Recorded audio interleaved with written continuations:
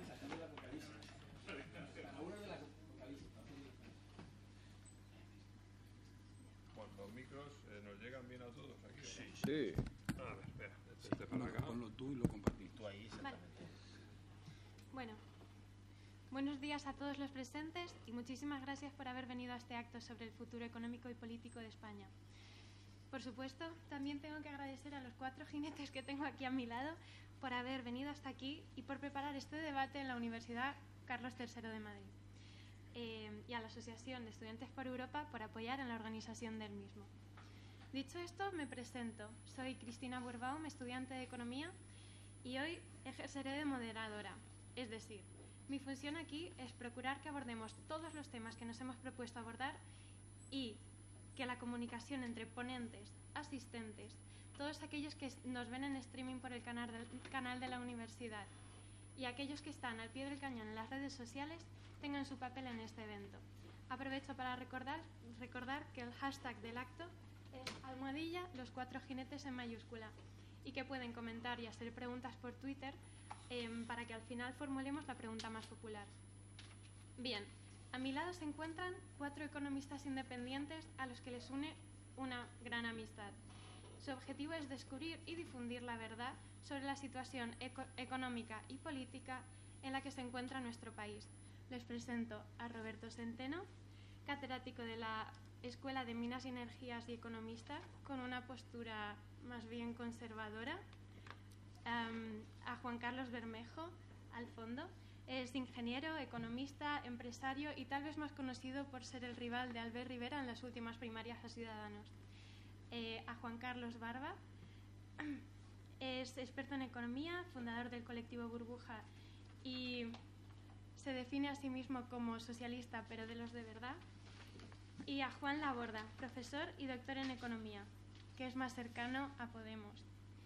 Juntos comparten ideas que no atienden a filtros políticos. Por ejemplo, como que las cuentas de España presentan incongruencias, que el pago de la deuda pública es imposible tal y como se está gestionando y que la política convencional o la que padecemos hasta el 78 deja mucho que desear. Pero lo más importante es que todos ellos tienen la firme intención de comunicar estas ideas y de difundirlas. Para seguir una estructura que nos permita tocar todos los puntos, dividiremos esta conferencia en 3 bloques de contenido. Empezaremos por contar qué hechos nos han llevado a la situación actual. Continuaremos con un bloque destinado a la política en la que todos van a intervenir y después hablaremos de lo que debemos esperar del futuro. Por último, abriremos una ronda de preguntas e intervenciones del público en la que animo a todo el mundo a ser partícipe. Espero que disfruten. Muchas gracias. Bueno, pues para empezar con el primer bloque, ¿cómo hemos llegado a esta situación? Doy la palabra a Juan Laborda. Muchísimas gracias, Cristina, por la presentación, que ha sido muy interesante y muy bien hilvanada. Agradeceros a vosotros poder estar aquí, compartir en lo que está bien en mi facultad. Yo doy clase aquí como profesor asociado de Economía Financiera, con lo cual es un placer poder estar aquí y también reafirmar frente a lo que está pasando que hay universidades buenas. Esta universidad está entre las 50 mejores del mundo en economía. El último ranking es la 50 y es el ranking de la excelencia, ¿no?, en comparación con otras que estamos observando lo que está pasando. Yo lo que voy a hacer ahora, básicamente, voy a ser breve, trataré de dar 5 ideas generales, ¿no? Me suelo apoyar siempre en un PowerPoint, lo voy a hacer, pero voy a pasar rápido. Si alguna cosa luego queremos discutir, pues tengo ahí los datos. La primera idea es cómo hemos llegado a la situación que ha hecho que la crisis sea más intensa en España que en otras áreas. Entonces, la primera idea que quiero transmitir, el origen de todo es el diseño institucional que tenemos, cómo se gobierna España, ¿vale?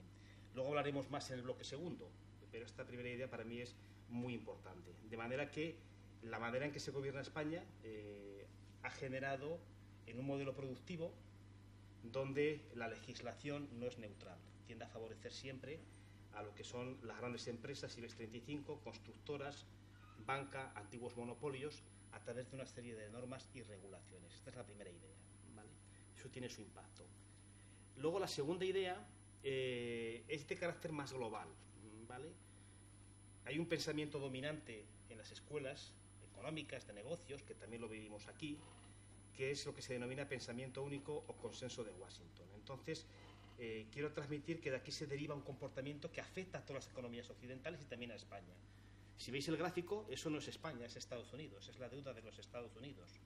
Fijaros el puntito rojo, que es cuando ese pensamiento económico empieza a ejercer su influencia y lo que genera una brutal acumulación de deuda, ¿vale? Y eso se genera en dos fases. En una primera fase se pretende incrementar la tasa de retorno del capital a través de un abaratamiento del factor trabajo, y en una segunda fase lo que se produce es el recurso a la deuda. Y este recurso hay una parte que es dirigida y otra parte que es espontánea. Convergen dos acontecimientos que son relevantes. Por un lado, se elimina la regulación Glass-Steagall. Esto lo hace el gobierno de Clinton con mucho dinero de lobbies, una regulación que había afectado al sistema bancario y que había funcionado muy bien desde la Gran Depresión hasta que se desregula, pues se elimina, y además se hace una política monetaria excesivamente laxa, con lo cual, en un contexto donde los salarios son lo que son, empresas y familias acuden a la deuda, ¿vale?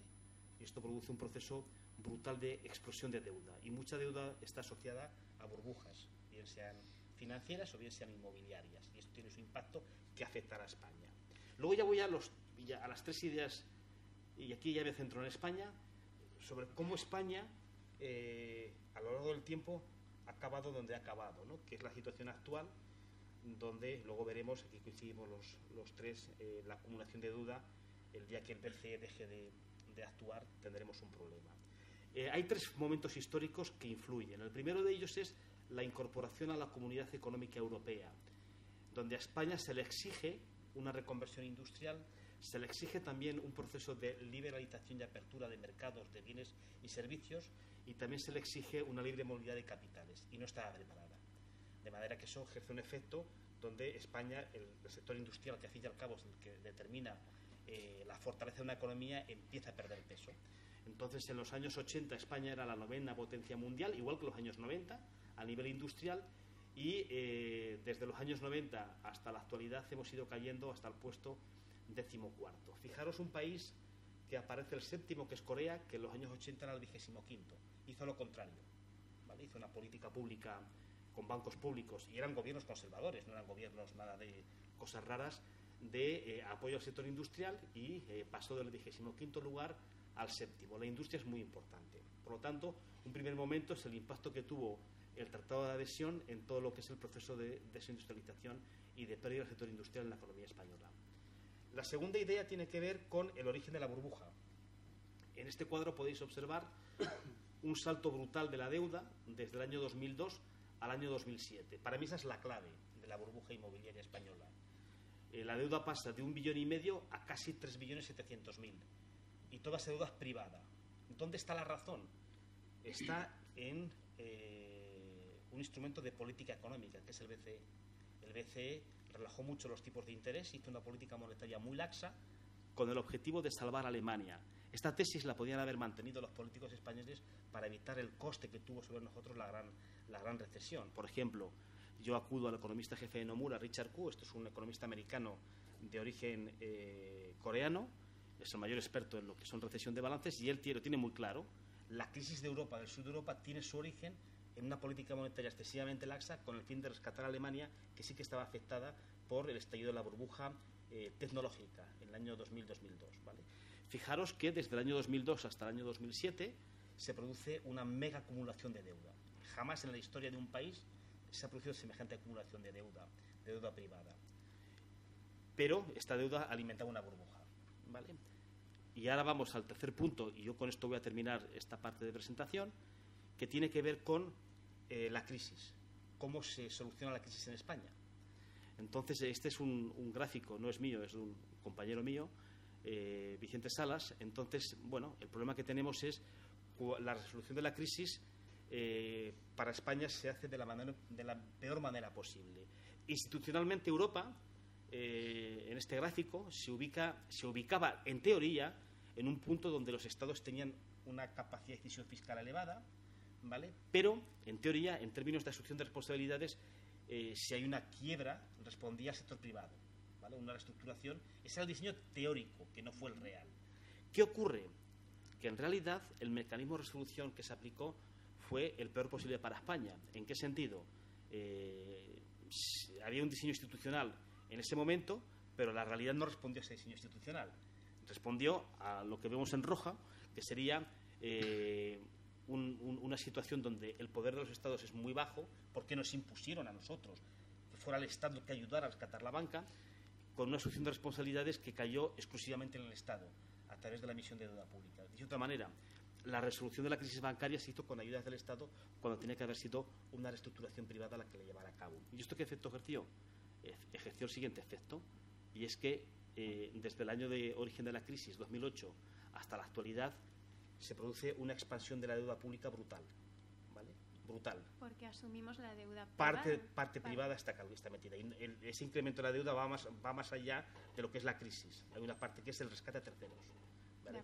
Y ahí me planto yo, y simplemente un grafiquito que es muy interesante para dejar paso a Juan Carlos, a todo el proceso de tergiversación que se produce en las cuentas, que es cuando realmente deja de ser un problema la prima de riesgo. Acordaros que hay una explosión de la prima de riesgo, llega a alcanzar niveles absolutamente estratosféricos, y eso termina cuando actúa el BCE, cuando Mario Draghi, el 26 de julio del 2012, dice algo así como le dice el BCE está preparado para hacer lo que sea para preservar el euro.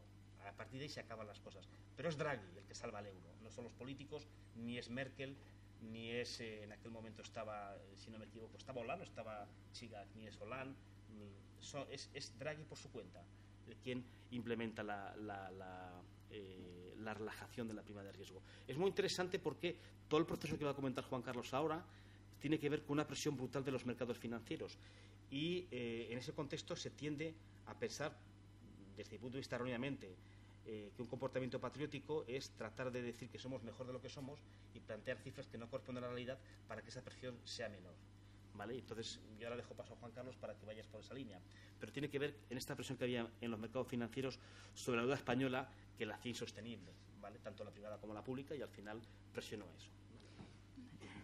Muy bien, me ha encantado tu exposición, Juan. La verdad es que está...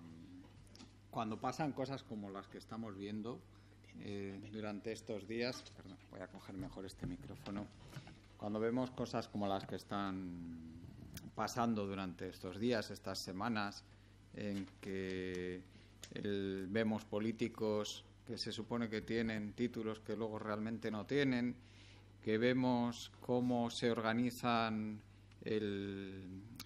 cómo funciona realmente todo ese reparto de puestos en los altos niveles, pues nos damos cuenta de que la mentira pues está muy difundida en nuestra sociedad. Entonces, todo esto que nosotros hemos visto, todo esto que nosotros defendemos, pues es el modus operandi habitual de lo que llamamos nosotros el régimen del 78, es decir, es vivir en la mentira, es presentar una ficción de que las cosas funcionan de determinada manera, una forma muy democrática, con unos mercados que funcionan perfectamente, con unos gobernantes que gobiernan en pro del interés público, pero luego vemos que la realidad es otra muy diferente. Vemos unos gobernantes que realmente trabajan para unas superestructuras que son unos partidos políticos que actúan como agencias de colocación, básicamente, y como correa de transmisión de unos grandes poderes económicos, y vemos luego cómo la legislación que promueven estos partidos pues no está destinada tampoco a que funcionen esos mercados de una forma transparente o de una forma más o menos justa. No, ellos lo que tratan realmente, bajo toda esa apariencia de buen funcionamiento de los mercados, pues es lo que tú también has comentado, pues unas normativas y unas regulaciones, una legislación que va encaminada pues a favorecer a determinada tipología de empresa o a determinados grupos empresariales. Pero dentro de todo esto, cuando nos enfrentamos a ese proceso que has comentado de la subida de la prima de riesgo, era evidente que nosotros lo que detectamos es que esa forma en que se maquillaron las cuentas, la contabilidad nacional, para decir que la crisis era menos grave de lo que realmente fue, pues era tratar de crear de mantener, en cierto modo, la confianza de los mercados. Yo tampoco creo que hubiera nada más allá de eso.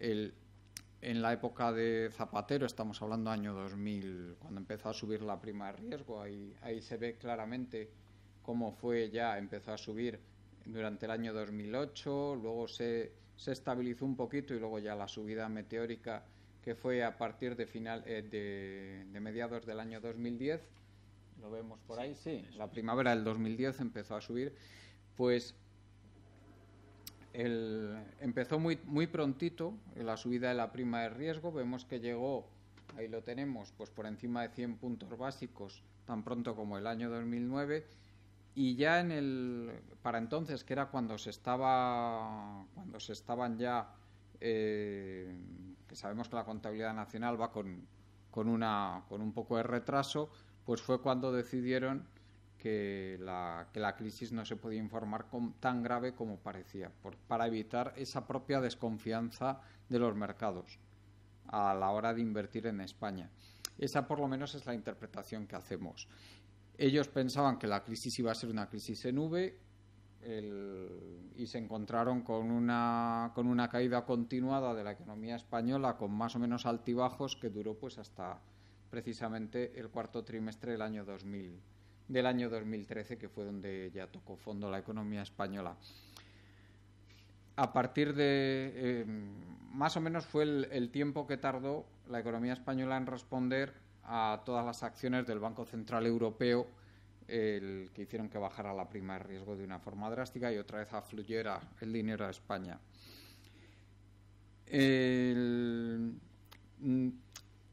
¿Hasta qué punto somos nosotros una singularidad? Una singularidad dentro de lo que es el contexto internacional. Pues yo diría que somos una singularidad hasta cierto punto, porque hemos visto también países que funcionan muy mal. Hemos visto ahí a Grecia, por ejemplo, que yo creo que claramente se puede decir que funcionaba todavía peor que España. Hemos visto países como Italia que funcionan francamente mal. Los propios Estados Unidos, pues esta misma mañana estaba mirando un gráfico de cómo ha evolucionado los ingresos de las generaciones más jóvenes en los últimos 30 años en relación a la media del país, y es algo pues que parece un calco, una repetición de lo que está pasando en España. Es decir, problemas hay en muchos países. En España yo pondría que si vamos a calificar el buen funcionamiento de las economías de nuestro entorno a la hora de que se gobiernen esas sociedades para el bien común, pues de 0 a 10, si a Grecia le podemos dar el 0, por lo menos hasta las fechas en que ya estalló todo, pues y por ejemplo al máximo, que desde luego no es la perfección ni muchísimo menos, lo podemos encontrar en ciertas sociedades como puede ser algún país nórdico o Suiza, pues España yo no creo que lo pudiéramos situar por encima del 1 o el 2, o sea, estaría en una media muy muy baja España. Por eso deberíamos plantearnos cómo hemos podido llegar hasta aquí, que hablaremos de ello también. Luego, a mí me rechina mucho cuando esas explicaciones en que empezamos a decir, no, es que hay aquí unos señores arriba que son muy malos y que tienen engañada a la gente, y pues no, es que tampoco vivimos en un régimen que tengan a la gente bajo la suela del zapato y que no le dejen hablar y que no le dejen expresarse. No. Aquí la gente, nadie te impide votar a quien quieras en las elecciones. Y si el 80% de la gente vota opciones que sirven para mantener el statu quo, pues es evidente que tampoco les debe molestar tanto que se mantenga el statu quo. O sea que el problema realmente que tenemos es un problema social, y un problema social grave. Y es de gente que se conforma con vivir en el país que tenemos, que no quiere vivir en un país mejor del que tenemos, que no quiere que se transforme. Porque sí, puede funcionar mucho mejor. y la culpa es nuestra y hay que atender a la responsabilidad ciudadana. Hay que buscar que la gente se responsabilice de sus propios actos, que la gente nos convirtamos otra vez en ciudadanos políticos y que nos interesemos por lo común. Y bueno, ya no me voy a enrollar más, voy a dejar paso, que no sé si eres tú, Juan Carlos, o Roberto, quien viene ahora. Bueno, Pues, como te quedan 2 minutos, te quería preguntar... Sí. Has hablado de dentro de España y fuera, es decir, todo el cambio o los países del sur de Europa antes o durante la crisis fue algo, es decir, lo que pasó fue causado por ellos mismos o convenía de alguna manera rescatar o no rescatar, o cómo se ha llevado. Pues esa pregunta está muy bien y te voy a responder con un símil. El símil es, tú pones a 10 personas con acceso libre a toda una colección de estupefacientes y los habrá que se conviertan en drogadictos y los habrá que ni siquiera lo prueben. Pues esto es lo mismo. O sea, nosotros nos dieron la oportunidad de probar la droga de la deuda indiscriminada, con esa bajada de tipos de interés a la que se ha referido Juan, y aquí cogimos y nos endeudamos hasta arriba. Pero recordemos que aquí a nadie le ponían una pistola en el pecho para coger una hipoteca a 40 años y al 120% del valor de tasación.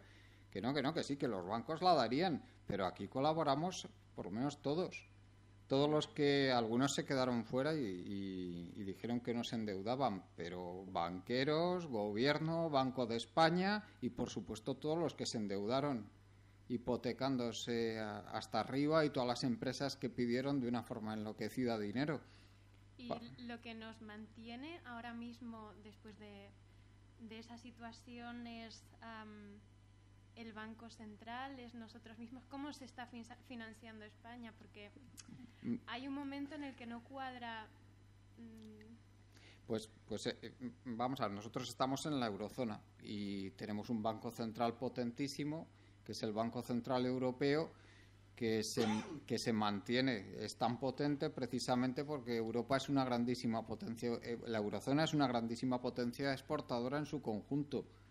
Gracias, por supuesto, básicamente a lo que le pasa a Alemania, que tiene muchísimas empresas exportadoras. Eso ya sería tema aparte, ¿no? Saber por qué es así. Pero nosotros, al tener ese Banco Central tan potente respaldándonos, evidentemente no tenemos ningún problema en seguir manteniendo el statu quo. Sí. Se puede decir claramente que el Banco Central Europeo, por lo menos en el caso español, ha servido para sostener la forma en que seguimos, en que funcionábamos y en que seguimos funcionando, con ciertas limitaciones. ¿Es incondicional o crees que llegará a un punto ese apoyo del Banco Central? Es claramente condicional, porque tampoco se ha permitido que continúen las cosas como sucedieron hasta el año 2008. O sea, es decir, a nosotros evidentemente ya no se nos da esa barra libre que teníamos, pero es lo suficiente como para que se sigan manteniendo las cosas. Eso yo lo veo claramente. Sí. Vale, nos queda un minuto de intervención. Sí, muy rápido. Respecto a la primera pregunta, estoy de acuerdo con Juan Carlos, pero discrepo en algo. Porque a las familias, cuando viene la crisis, se le obligan a pagar la deuda que tiene. Las familias españolas no han podido hacer ningún proceso de quita, por ejemplo. Y hemos visto procesos de desahucios masivos. En cambio, esta actitud de exigencia no se obliga a la banca. Donde el rescate a la banca se hace con dinero público, no a costa de sus acreedores y manteniendo incluso la situación de sus consejos de administración.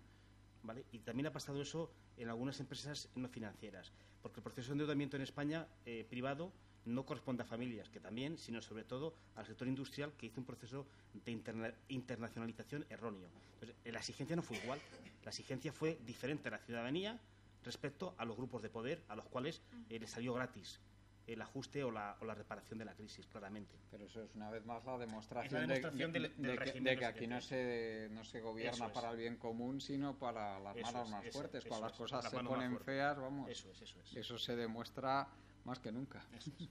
Vale, de acuerdo. Pues con esto finalizamos el primer bloque. Damos paso al segundo, sobre política. Y hago un par de preguntas al aire sobre... Bueno, aquí pueden hablar todos, ¿de acuerdo? 5 minutos por persona, más o menos. sobre la opinión del Estado de las Autonomías. No sé si quieres coger la palabra, Roberto, o sobre la corrupción, Cataluña. Bueno, vamos a ver. Yo es que casi preferiría, no sé si eso te complica mucho las cosas, porque puedo empezar hablando por el Estado de las Autonomías, si quieres, pero me gustaría ir un poco al principio de lo que tú preguntabas, Juan, dice, ¿cómo se gobierna España? Mira, vamos a ver, aunque luego entre un poquito más en detalle. El problema que tenemos es que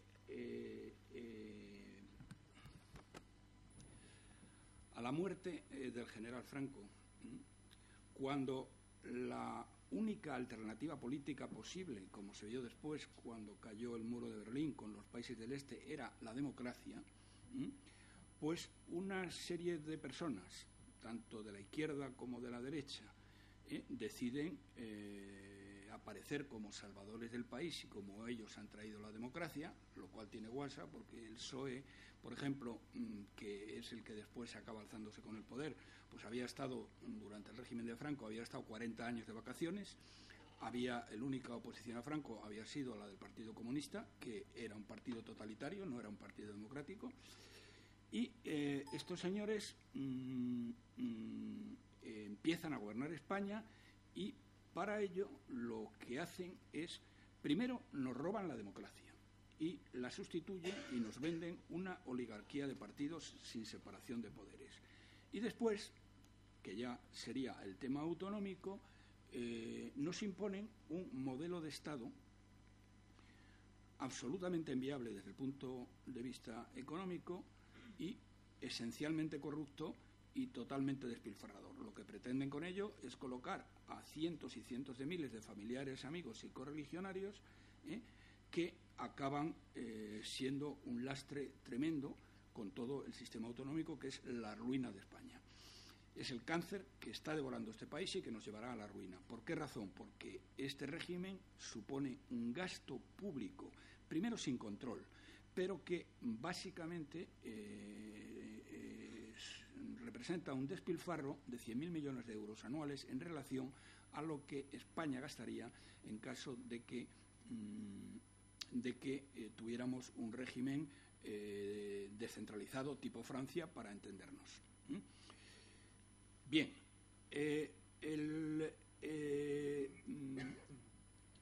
este régimen del 78, que lo ha descrito muy bien Juan, preguntándose cómo se gobierna España, pues no se gobierna para el bien común, se gobierna para los partidarios políticos, para los militantes de los distintos partidos políticos, sus familiares, amigos y correligionarios, y para las oligarquías financieras y oligarquías económicas, que ha explicado muy bien.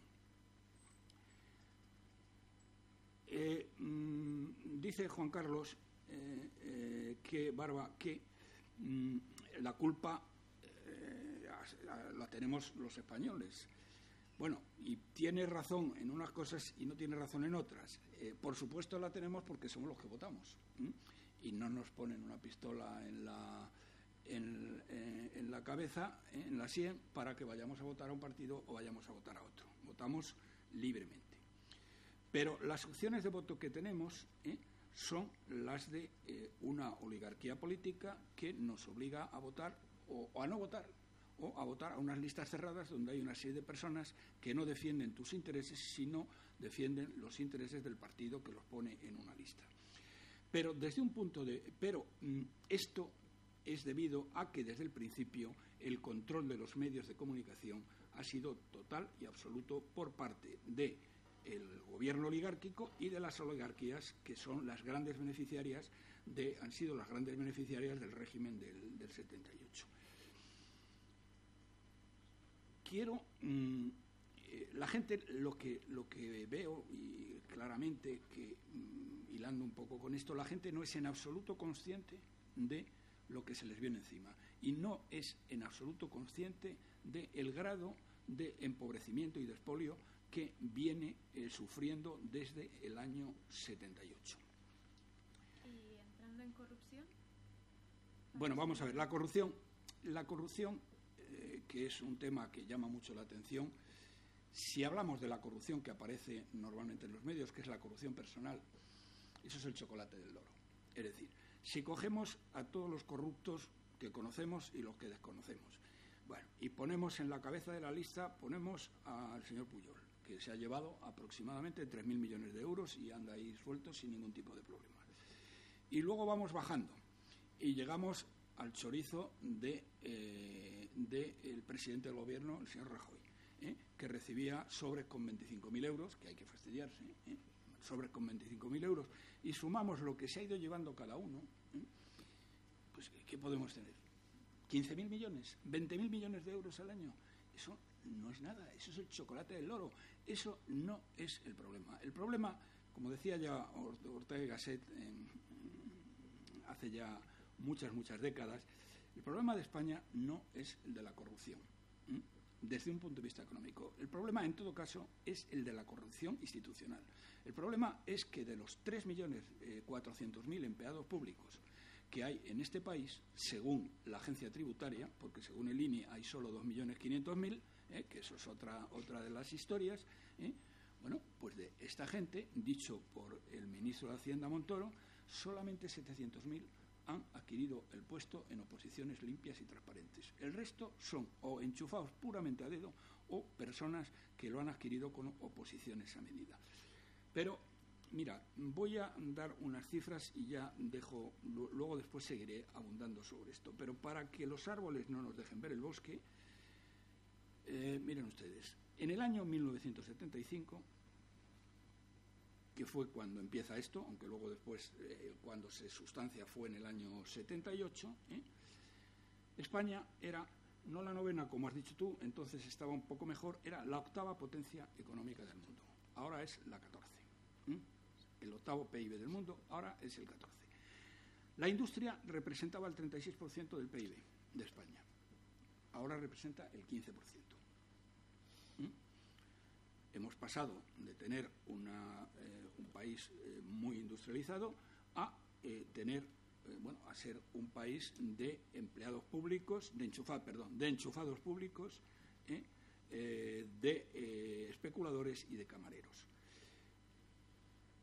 En el año 1975, la potencia industrial de España era la misma que Corea del Sur, ya que lo has mencionado. Comparemos hoy lo que es la potencia industrial de Corea del Sur con la nuestra, que Corea del Sur es capaz de mojarle la oreja pues a las grandes multinacionales norteamericanas como Apple y todas las demás, y tenemos lo que tenemos. Pero fíjese otro dato de lo que esto ha supuesto. En el año 1975 la renta per cápita de España era el 83% de la renta per cápita de los 9 países que entonces constituían la Comunidad Económica Europea, que son los países centrales de Europa. Ahora nos engañan los políticos y dicen que estamos no sé qué, comparándonos con 28 países, no con los 9, que son más de la mitad son pobres de solemnidad. Pero entonces era el 83%. Si hoy hacemos el mismo cálculo, estamos que la renta per cápita en relación a estos 9 países centrales ha bajado 12 puntos. Estamos en el 71%, es decir, una caída verdaderamente brutal. Bien, por otro lado, y con esto termino, has mencionado los países que les ha ido bien. Yo diría que te has olvidado del más importante. Al país que mejor le ha ido, con una gran diferencia, es a Irlanda. Ni Suiza, ni los países del norte, ni nada. Irlanda. Irlanda tenía en el año 1975 la misma renta per cápita que tenía España, $12.000. España en este momento tiene una renta per cápita lógicamente mayor, porque todo el mundo ha crecido y todos los países han crecido. Bien, España tiene aproximadamente $28.000. Dice que bien, ¿cuánto hemos crecido desde el año 75 ahora? Sí, claro, pero es que Irlanda está en 66.000. Es decir, que Irlanda tiene ahora más del doble de renta per cápita de la que tiene España. Esto demuestra el desastre de gestión que ha supuesto para nosotros el gobierno y cómo ha gobernado la oligarquía política que se hizo con el poder en el año 78 de una manera ya definitiva, y cómo siguen engañando a la población. Porque España, y eso simplemente lo apunto, pero luego lo cuantificaré, España no camina hacia la recuperación. España ahora mismo camina hacia la suspensión de pagos. Muchas gracias. Juan Carlos Bermejo, ¿quieres continuar por este tema, por Cataluña a lo mejor? Bueno, yo creo que mis compañeros de mesa ya han hecho una introducción, ¿no? Los datos son obvios. Lo que se denomina el régimen del 78, y la palabra régimen no es que suene mal, es que simplemente se denomina régimen a una situación política determinada en un momento de la historia, porque a algunos parece que eso les suena mal, ¿no? El régimen del 78 lo que ha propiciado, efectivamente, es una partitocracia, una oligarquía de partidos, que son los que se reparten el pastel. Y además ya se encargaron de que estuviera todo bien escrito en la Constitución para que fuera prácticamente imposible modificarlo, salvo que les aparezca un cisne negro, que eso un día lo provoque y que aparecerá. Pero ahí no quedó todo. No se conformaron con eso, sino que utilizaron el Estado autonómico para provocar ya el colapso definitivo en la nación y sobre todo en sus cuentas. ¿Y qué quiero decir con esto?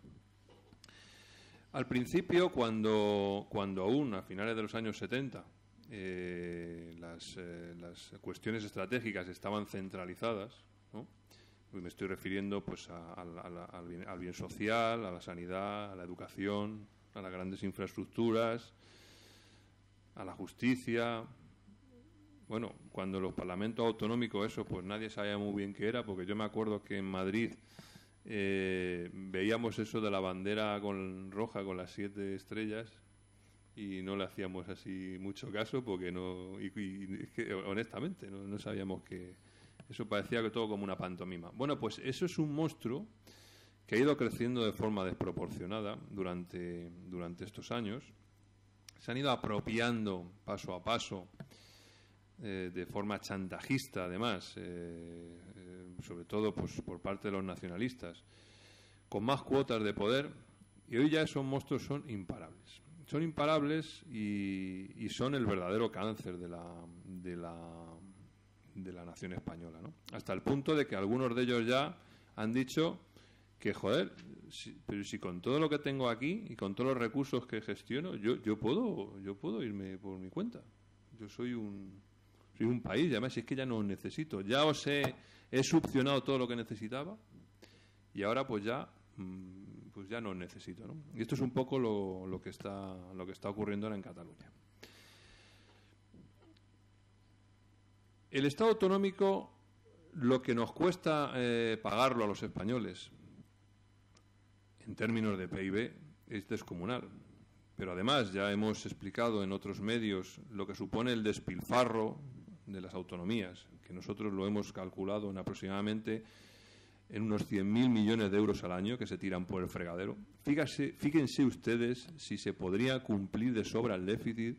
Fíjense ustedes si se podrían pagar las pensiones holgadamente y no con las revalorizaciones del IPC. Y además podríamos hacerlas sostenibles. Fíjense ustedes si podríamos tener educación excelente, con unos medios excelentes, y poder pagar a los profesionales bien para que los alumnos españoles sean los mejor formados y preparados de todo el mundo y podamos recuperar los niveles que antes citaba Roberto en los años 70. Fíjense si podríamos hacer inversiones en la industria, que estos miserables han dejado el nivel industrial en España a menos del 15%, cuando en los años 70 la industria suponía más del 35% del PIB en España. Es que no hay ni una sola marca española en la industria estratégica que se precie en el mundo. Y alguna que queda de los oligopolios energéticos, principalmente, o de las telecomunicaciones, porque no hay más, ya prácticamente no invierten en España.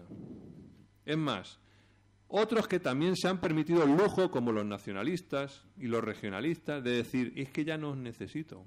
El país que creó esas industrias, primero monopolísticas y luego oligárquicas, ahora también se permiten el lujo de decir, ahí os quedáis, es que no me hacéis falta. No me hacéis falta. La deslealtad tan brutal de esta situación nos lleva a concluir que el Estado autonómico y la oligarquía de partidos y la oligarquía económica se van a llevar por delante la nación. Porque sencillamente, y como antes hace un rato ya apuntaba Juan Carlos Barba, estamos subsistiendo a base de endeudamiento. Y luego, más adelante, daré unas cifras para que veáis todos vosotros cómo esa frase que repiten constantemente Mariano Rajoy y sus secuaces de que España está creciendo y que se ha recuperado, es totalmente falsa. Y ese endeudamiento tan brutal en el que han sometido a España, con una deuda que es ya impagable, tarde o temprano provocará una crisis aún mayor de la que sufrimos en estos últimos años, y que, amigos, y sobre todo vosotros, los jóvenes, tenéis que salir ahí fuera y decir, basta, no nos toméis el pelo, porque si sois la generación más preparada de la historia, como decís que sois, entonces tenéis que demostrarlo. Necesitamos vuestra ayuda, porque nosotros somos los 4 jinetes, como aquí nos dicen, pero claro, necesitamos, por supuesto, nosotros siempre hablando desde la objetividad, o sea, no hacemos juicios de valor, nosotros ponemos los datos y los hechos encima de la mesa. Y todos aquellos que estéis de acuerdo en lo que decimos, pues entonces os animamos a que nos ayudéis, a que movilicéis, para acabar con esta oligarquía de partidos que se va a llevar por delante la nación española.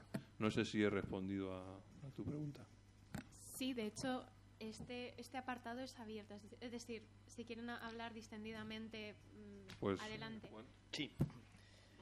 Además, en este bloque, casi todo lo que habéis colocado, como es autonomías, 78, Cataluña, corrupción y el futuro de la Unión, está muy relacionado, ¿no? Yo, por ejemplo, solo una apreciación respecto al Estado autonómico, porque yo ahí sí que haría hincapié en eso. La descentralización no es mala. La prueba es que yo he cogido datos de cuáles son los países más descentralizados del mundo y son, por este orden, Suiza, Estados Unidos, Canadá, Dinamarca, Suecia y luego España, ¿vale? Por ese orden. Quiere decir que el problema no es tanto el título octavo o el proceso de descentralización, sino la manera en que se ha hecho. Volvemos de nuevo a cómo se gobierna España, y esa es la clave para mí.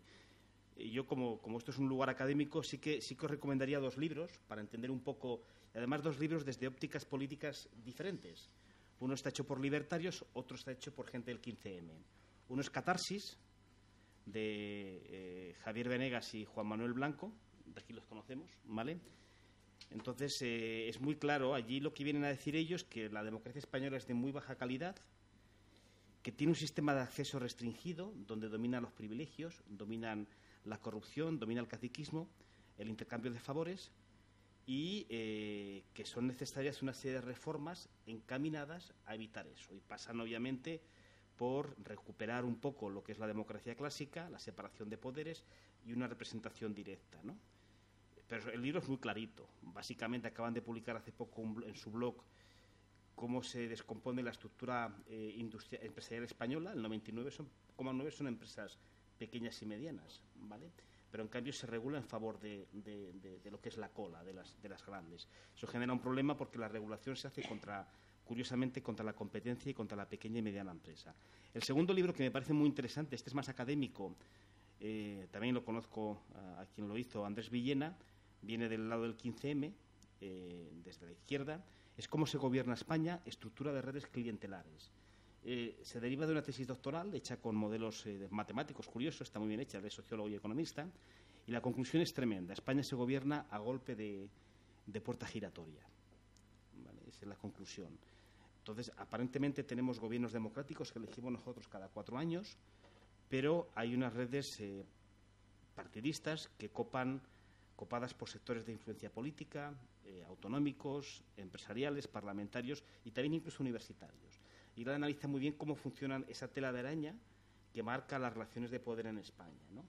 y bueno, sus conclusiones son muy parecidas también a las de Catarsis. Entonces, están en esos dos libros, Catarsis y Cómo se gobierna España, en la estructura de redes clientelares, está muy bien recogido esto que comentamos. Por lo tanto, en el caso de la autonomía, no es tanto las autonomías, porque los estados más descentralizados del mundo son los más eficientes, sino es cómo se ha implementado ese título octavo, que al final lo hemos acabado pagando todos. Y como hay una cosa que es curiosa, que también señala Juan Carlos, en teoría la Constitución no se hacía para un sistema autonómico para todas las autonomías, en teoría se hacía solamente para Cataluña y País Vasco. Inicialmente estaba pensado para eso, porque en Aragón...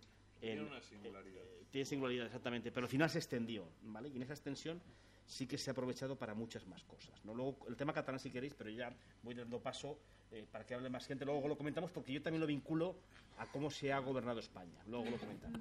Vale. Sí. Perdona, déjame hacer un pequeño paréntesis, porque si no, en lo que has dicho, verás. Bueno, primero, empezando por lo último que has dicho, vamos a poner nombres al tema.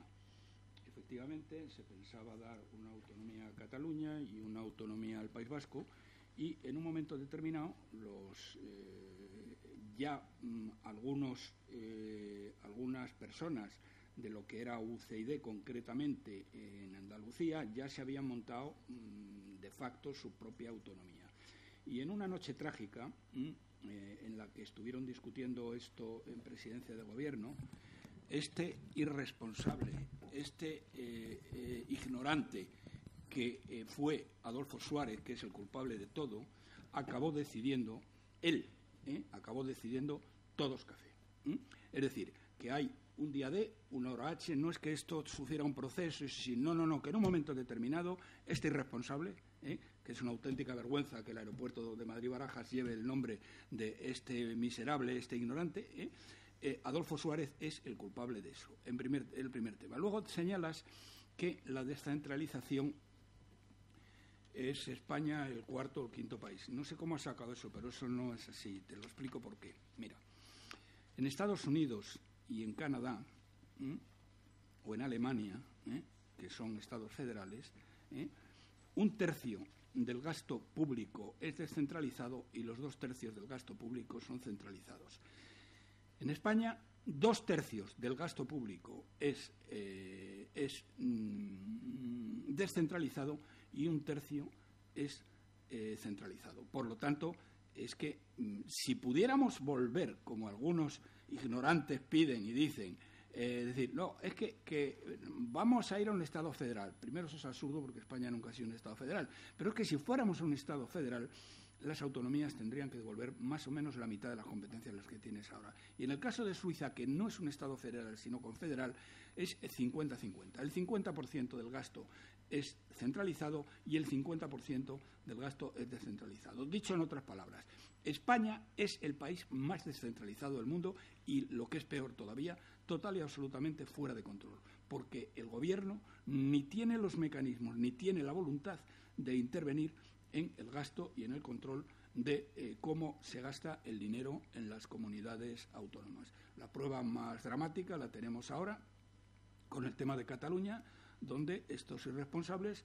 han financiado con el dinero público el golpe de Estado de Cataluña. Entonces sí quisiera señalar esto. Es decir, España no es que esté el cuarto, España es el número 1, pero además con una diferencia tremenda en gasto descentralizado y gasto centralizado, quitando naturalmente, quitando los gastos de la seguridad social, que esos van aparte.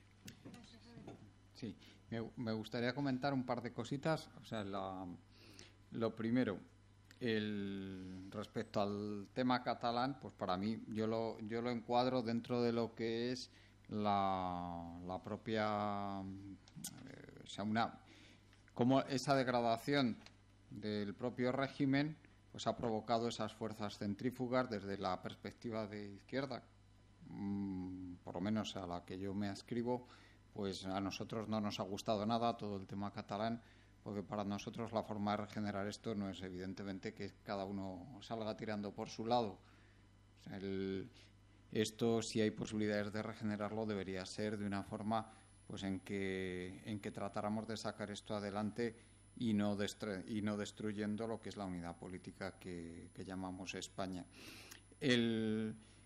Pero, sin embargo, a mí se me plantea un tema que luego comentaremos sobre el futuro. Igual que cuando colapsó la Restauración, luego vimos cómo terminaron las cosas, porque hay cierta mitología, una cierta corriente de historiadores, preferentemente de izquierdas, que lo encuadran como simplemente una lucha del fascismo contra la democracia, en que triunfó el fascismo, pero eso, no, desde mi punto de vista, no es exactamente así. La República estaba muy degradada ya, y especialmente durante las primeras fases de la guerra pues asistimos a un proceso revolucionario que propios cronistas tan poco sospechosos de ser de derechas como Orwell pues califican como que ya, aunque hubiera triunfado la República, difícilmente eso hubiera podido volver a ser una democracia. Es decir, cayó la Restauración, pero evidentemente el intentar instaurar en España una democracia pues no funcionó y las cosas acabaron por de la peor manera posible, que fue con una dictadura fascista. Ahora mismo, nosotros cuando hablemos del futuro veremos que en caso de que haya ese cisne negro de tipo económico, en que haya grandes potencias que se vean obligadas a arrojar lastre, uno de esos lastres pues podemos ser nosotros perfectamente. Si eso ocurre, pues el riesgo que nosotros tenemos a partir de ese momento y viendo cómo van las cosas, pues una vez más lo tenemos. El que caiga el régimen del 78, que eso puede ocurrir, no es garantía de que lo que venga después vaya a funcionar, ni muchísimo menos. Y ese riesgo lo tenemos que tener siempre presente, y el hecho de lo que ha pasado en Cataluña pues es una demostración palpable de que ese riesgo está ahí. O sea, lo primero, que la gente que estaba promoviendo eso, pues desde luego de espejos de democracia y de libertad pues no tienen gran cosa, pues puesto que no lo han hecho de una forma precisamente que sea un ejemplo de democracia para nada. Y lo segundo, que el pretender que las fuerzas centrífugas, el que cada uno salga por su lado, pues esto sea una solución para regenerar la sociedad española o los estados que sucederán a España, pues tampoco parece lo más razonable. Muchas gracias. Abrimos el tercer bloque, ¿de acuerdo? Trata del futuro, de lo que se espera de España. Doy la palabra a Juan Carlos Bermejo. ¿Suelto alguna pregunta al aire o empiezas? ¿Sí? De acuerdo, pues hiciste antes alusión a si España estaba realmente creciendo o no. Y bueno, ahí lo dejo. Bueno, es que si ahora vamos por la calle y le preguntamos a mi compañero por qué no apaga el teléfono, pues nadie se entera. Si tú preguntas por la calle a muchos y dices, oye, ¿tú qué crees? ¿Que van las cosas mejor? Pues la gran mayoría te dirán, pues puede ser, ¿no? No sé, es que, claro, el gobierno dice que sí, los medios, los analistas que no analizan, pues tampoco dicen que no. Los economistas que salen en la tele, pues parece que, pero bueno, parece que como que también que no va mal la cosa, que si el paro disminuye, que si tal. Pero lo cierto y verdad es que en el CIS, por ejemplo, que es una encuesta bastante homogénea, el porcentaje que suma, ¿cómo va usted la economía? ¿Regular, mal o muy mal? Pues los que dicen mal o muy mal son mucho más del 50%. Con lo cual yo cuando leo eso me tranquiliza, ¿no? Y es que llevan razón. El gobierno miente descaradamente. Rajoy miente, Montoro miente, Luis de Guindos mentía, y ahora el que hay ahora, que no me acuerdo cómo se llama, pues también mentirá. Mienten porque España no está creciendo, no se está recuperando. Es todo lo contrario. Vamos a ver. Voy a dar unos datos muy sencillos, que hasta el personaje aquel de la infancia, Espinete, del barrio Sésamo, hasta un político lo entendería, de cualquiera de los partidos, si se pone, yo creo que lo entiende. Vamos a ver. El otro día Mariano Rajoy dijo en un foro de estos mundiales, dijo: hemos recuperado el nivel de PIB de antes de la crisis. Bueno, vamos a suponer que antes de la crisis, según dice Mariano, pues vamos a suponer que es el año 2007 más o menos, ¿no? Antes de que falsificaran las cuentas en el 2008 y luego él las volviera a falsificar en el 2012. Entonces, bueno, 2007. Bueno, pues en aquella época el PIB de España era de 1,08 billones de euros con B. Si hacemos como que nos creemos esa cifra, que bueno, esa vamos a hacer que no la creemos porque de momento no tenemos constancia que en ese momento estuviera ya manipulada. Si ponemos esa cifra en euros de hoy, tenemos que aplicar al menos la inflación, ¿eh? Ya sabemos también que la inflación no mide realmente el incremento de coste de la vida, porque ahí meten lo que les da la gana y sacan lo que les da la gana, pero bueno, vamos a poner que la inflación hay que aplicársela a ese PIB, y entonces estaríamos hablando de que eso hoy serían aproximadamente 1,22 billones de euros, ¿no? Es decir, ese sería el nivel de PIB del año 2007 a fecha de hoy.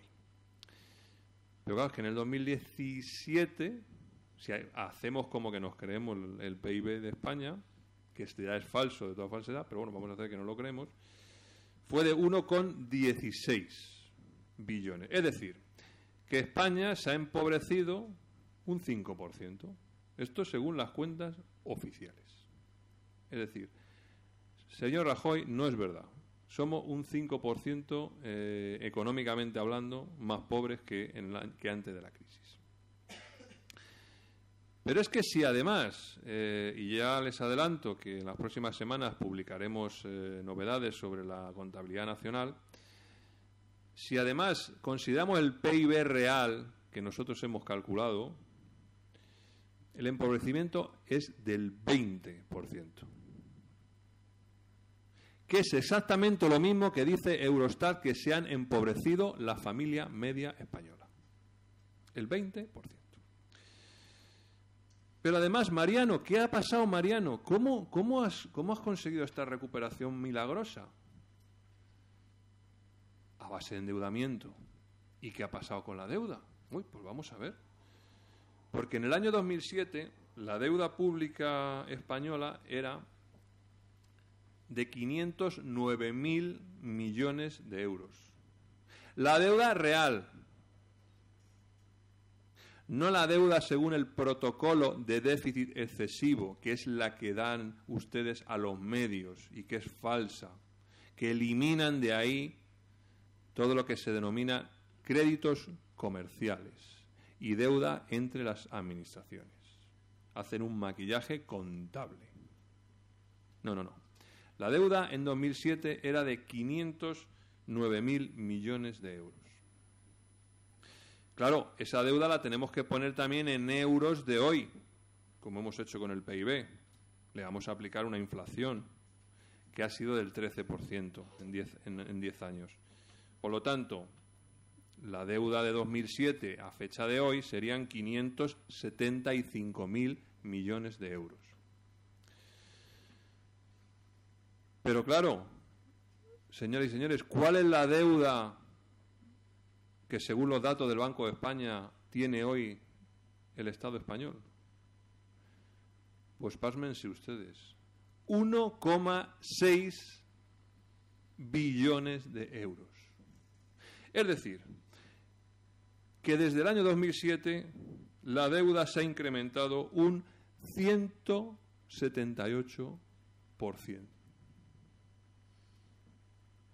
Así que el éxito que dice Mariano se resume a que nos hemos empobrecido un 5%, eso si hacemos que nos creemos su cifra de PIB, y además nos ha endeudado a todos los españoles en un 178%. Pero claro, en esto no ha sido solo responsable Mariano, porque también ha sido responsable nuestro querido indigente mental, Rodríguez Zapatero. Guerra civilista. Si analizamos la etapa mariana, que sería desde el año 2012, Mariano, resulta que en términos acumulados, desde el año 2012 al 17, que es desde cuando gobiernas, gracias entre otros a mi partido, has sido capaz de generar un PIB acumulado de 93.000 millones en estos años. Enhorabuena, Mariano, enhorabuena. Pero la deuda pública la has incrementado en 646.000 millones, Mariano. Es decir, nos has endeudado en 7 euros por cada euro de riqueza que has generado. Cualquiera de vosotros que vaya a su casa y os diga a vuestra familia que en 10 años nos hemos recuperado y estamos al mismo nivel, y luego os presentan las facturas que tenéis que pagar y resulta que habéis subido el sueldo 1 euro y debéis 7 más. Eso no es recuperación. Eso es ir al abismo. Eso es ir directos a la suspensión de pagos. ¿Y cuándo va a ocurrir esa suspensión de pagos? Cuando la dueña del circo, que es la señora Merkel, y esto se lo he robado a mi amigo Roberto, el apelativo de la dueña del circo, diga que se ha acabado. Y el nuevo presidente del Banco Central Europeo, que será un alemán, y nuestro flamante vicepresidente de Guindos será la Vallée de Chambre, decida cortar lo que ya ha anunciado Mario Draghi, que el Banco Central Europeo va a dejar de comprar la deuda soberana de los Estados. Y entonces los Estados tendrán que volver a financiarse en el mercado normal y volver a pagar unos tipos de interés altos. Y entonces eso, amigos y amigas, será el colapso de esta oligarquía, porque no habrá dinero para pagar. Habrá unos meses y se acabó la historia. Porque entre la falta de financiación que eso supondrá y el incremento brutal de intereses de la deuda, que se triplicará o cuadruplicará, pues entonces ríense ustedes ahora del dato de déficit público que ha presentado Montoro del 3,0,7%, y que también le ha mentido descaradamente a los señores de Bruselas y a todos los diputados en el Congreso, que nadie ha salido a enmendarle la plana. Porque los datos que ha presentado Montoro de déficit público son falsos, porque no son 36.000 millones el déficit en el que ha incurrido en 2017 el Estado español. Han sido 43.000, porque se le ha olvidado incluir el pequeño detalle de que ha tenido que coger 6.800 millones del Fondo de la Seguridad Social. Y eso, querido Cristóbal, eso también es déficit. Eso también es déficit. Y te has ido al 3,7, no al 3,07, te has ido al 3,7. Y has engañado a Bruselas, pero es que ni se te han caído las gafas al decirlo, es que ni te ha temblado el pulso. O sea, es que, de verdad. Y lo más lamentable es que no tienes enfrente a nadie que te enmiende la plana. Y ahora, para colmo, sales el lunes y dices que no se ha invertido ni un solo euro en la sedición de Cataluña. ¿Pero cómo que no? Pero si los informes de la Guardia Civil que tiene encima de la mesa el juez dice que por lo menos ya ayer eran 1,6 millones de euros, hoy ya son 2 millones, ya publica la prensa otros 300 y pico mil más, que se han utilizado los fondos públicos que tú les estás dando y que no gestionas ni quieres hacerlo. Por lo tanto, eres colaborador necesario en todo esto, en financiar el golpe de Estado en Cataluña, ya sea voluntaria o por omisión. En ambos casos, delito grave.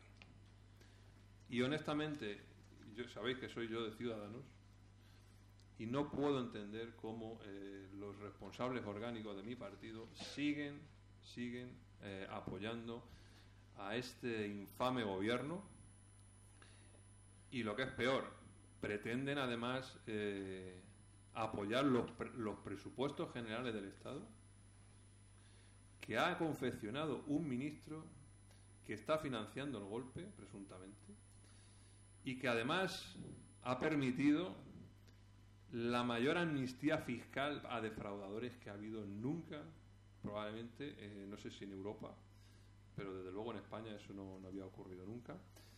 Tampoco se ha atrevido a publicar la lista Falciani, a pesar de que prometió hacerlo, a cambio de que protegieran a ese denunciante.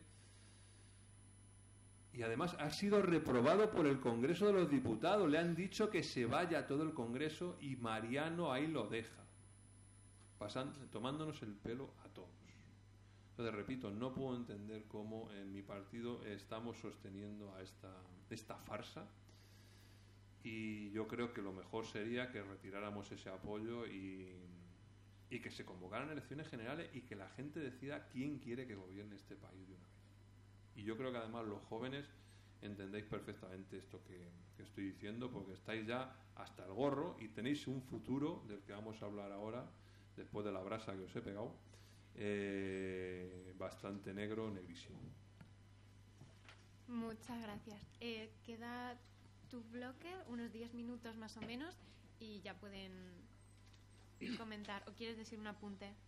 Bueno, simplemente como nos pidiese cada uno una especie de titular, yo hoy quiero ser positivo, es decir, el futuro al final lo marcamos nosotros, cada uno, entonces ahora nos debemos exigir obligaciones a nosotros mismos, ¿no?, para la relación con el Estado, y ahora tenemos que presionar u optar claramente por exigir libertad e igualdad respecto al escenario que estamos ahora, ¿no? Hay que avanzar a un sistema claramente de libre acceso, de beneficios para todos, y eso exige acabar con lo que hay ahora, pero depende de nosotros, de los ciudadanos. Entonces, el titular que tú pedías sería, bueno, pues el futuro depende de nosotros, ahora tenemos obligaciones para con nosotros mismos de la sociedad, y debemos optar por el binomio libertad-igualdad para hacer frente a lo que nos ha pasado ahora. De acuerdo. Ya, vamos a ver, Juan, yo estando de acuerdo con lo que dice Juan, que estoy prácticamente de acuerdo en todo lo que dice, eso es verdad, pero es un poco un viva Cartagena. Es decir, lo que estás diciendo, todos los españoles, como decía, me parece, la Constitución de Cádiz, pues tenemos que ser buenos y benéficos, etcétera. Pero los españoles ni somos buenos, ni somos benéficos, ni estamos informados. Y, sobre todo, el problema es que ya hay una serie de cosas que están ahí y da igual lo que hagamos. Por ejemplo, tenemos una burbuja de deuda de 1,6 billones de euros que sigue creciendo, que cuando a final de este año el Banco Central Europeo deje de comprar deuda y le empiecen a subir los tipos de interés, pues eso ya es cuestión de meses de que el tema se venga abajo.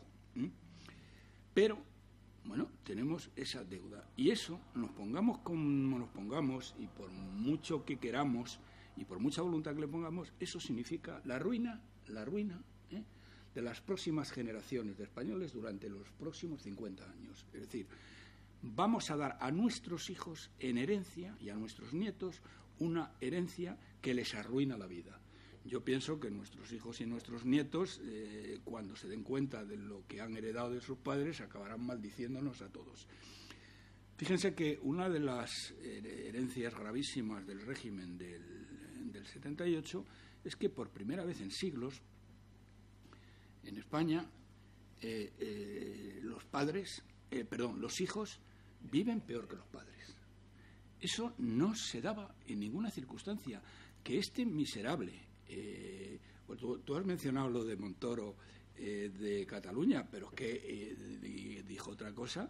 Dijo textualmente que estábamos creciendo más que nadie en el mundo y que 3 años más nos colocarían, textualmente, a la cabeza del mundo. Hay que tener un par para decir eso. Está de broma. No, lo dijo al periodista del Mundo el otro día, en la entrevista del Mundo. Que estaríamos a la cabeza del mundo.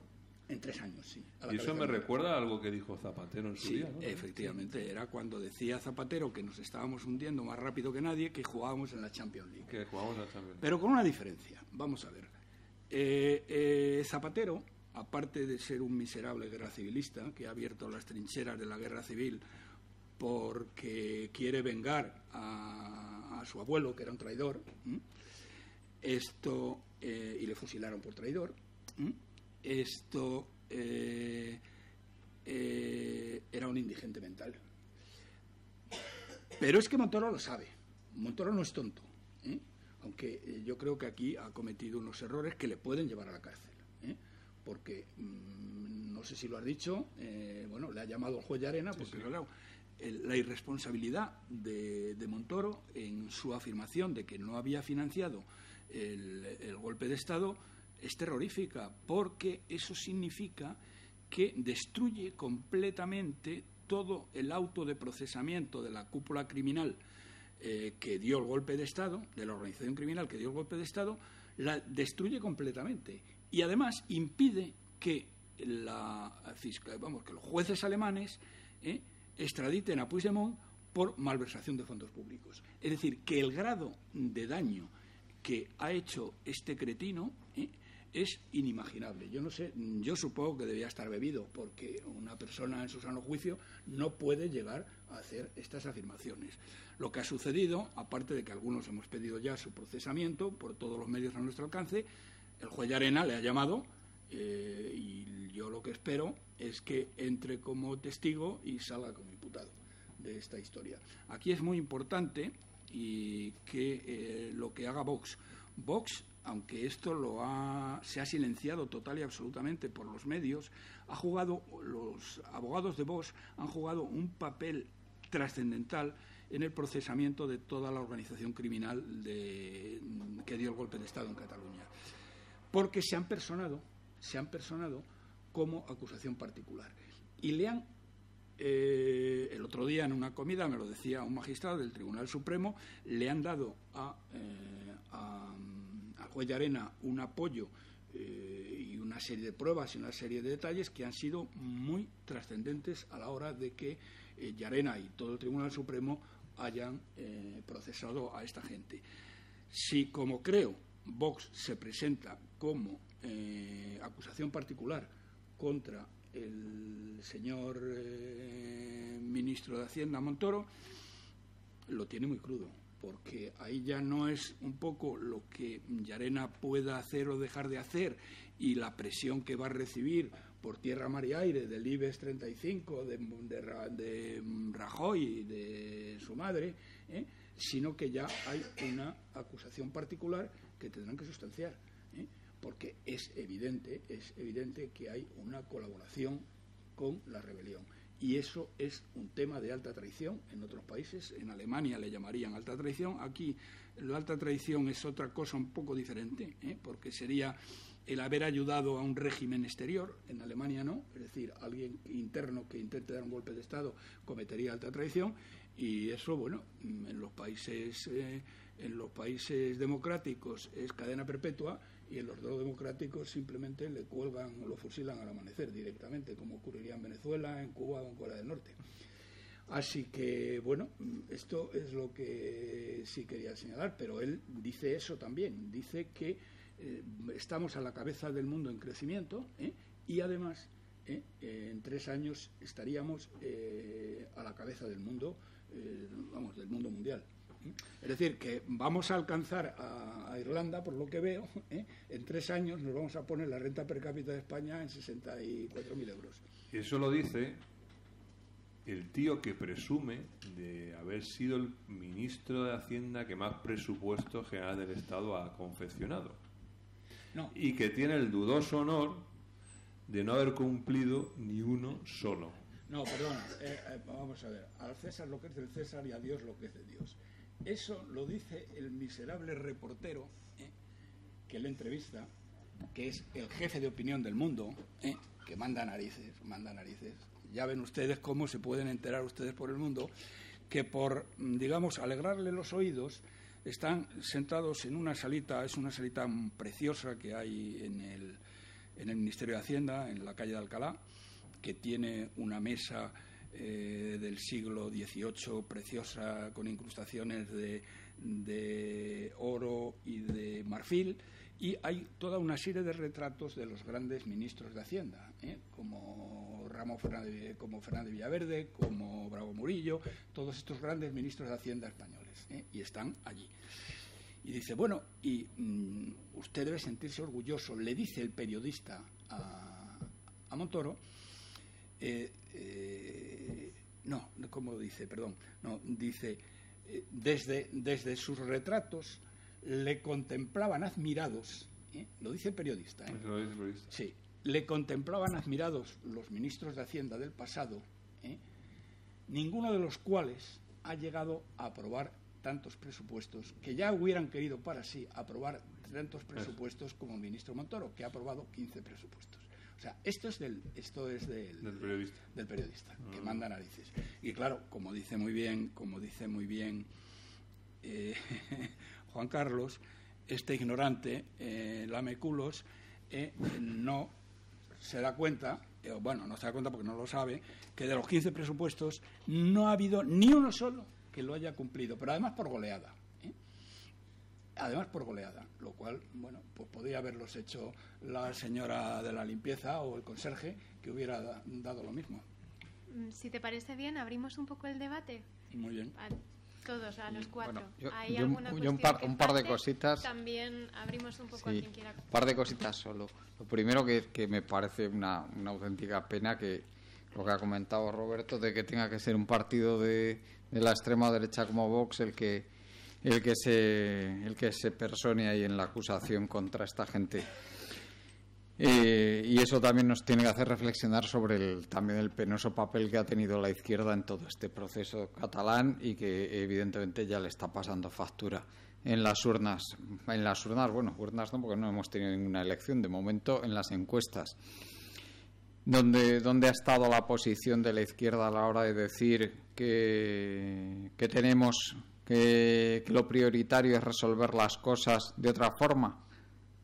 Pues no lo he visto por ningún lado. Y desde luego una auténtica pena. Y otra cosa también, que a mí me gusta mucho criticar a la izquierda, porque creo que en buena medida es la responsable de que la gente no les quiera votar por todas las tonterías que dice mucha gente que está en la izquierda, pues es como cuando, por ejemplo, un excelente economista como es Alberto Garzón empieza a decir la manida frase de la División Internacional del Trabajo.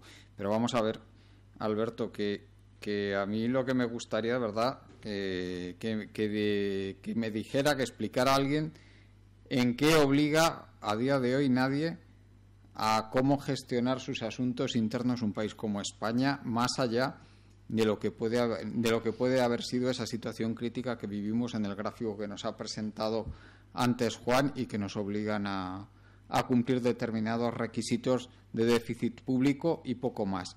¿Alguien nos está diciendo que nos gastemos el dinero en rotondas en lugar de gastarlo en I+D? ¿Alguien nos está poniendo una pistola en el pecho para decirnos que tengamos ahí un despilfarro, pues como con todos esos enchufados a los que se refería Roberto, en lugar de dedicarlo a educación? Eso no nos lo dice nadie desde Europa.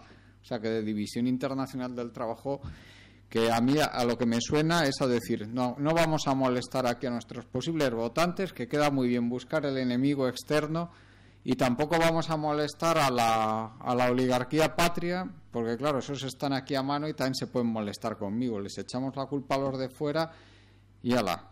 Y así todos los que nos van a votar y los que nos pueden dar para el pelo, a esos los tenemos contentos. Y suena eso nada más. Perdona, hay una cosa que creo que, porque estamos hablando del despilfarro, estamos hablando de 100.000 millones, y la gente la verdad es que tampoco sabe muy bien exactamente lo que son 100.000 millones de euros. Bueno, yo tampoco, yo no los he tenido nunca, no sé vosotros. Pero con motivo de esta tragicomedia del máster de Cristina Cifuentes, se ha puesto de manifiesto unas cifras que son absolutamente inauditas. Concretamente, el Confidencial publicó hace unos cuantos días el hecho de que si esta buena señora decide que no dimite entonces va adelante la moción de censura y el Partido Socialista pasa a gobernar, hay 245 enchufados que pierden su puesto. De estos 245 enchufados, 105 son altos cargos y otros 140 son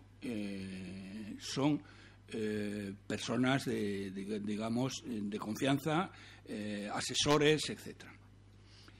Bueno, estos señores cobran 16,5 millones de euros.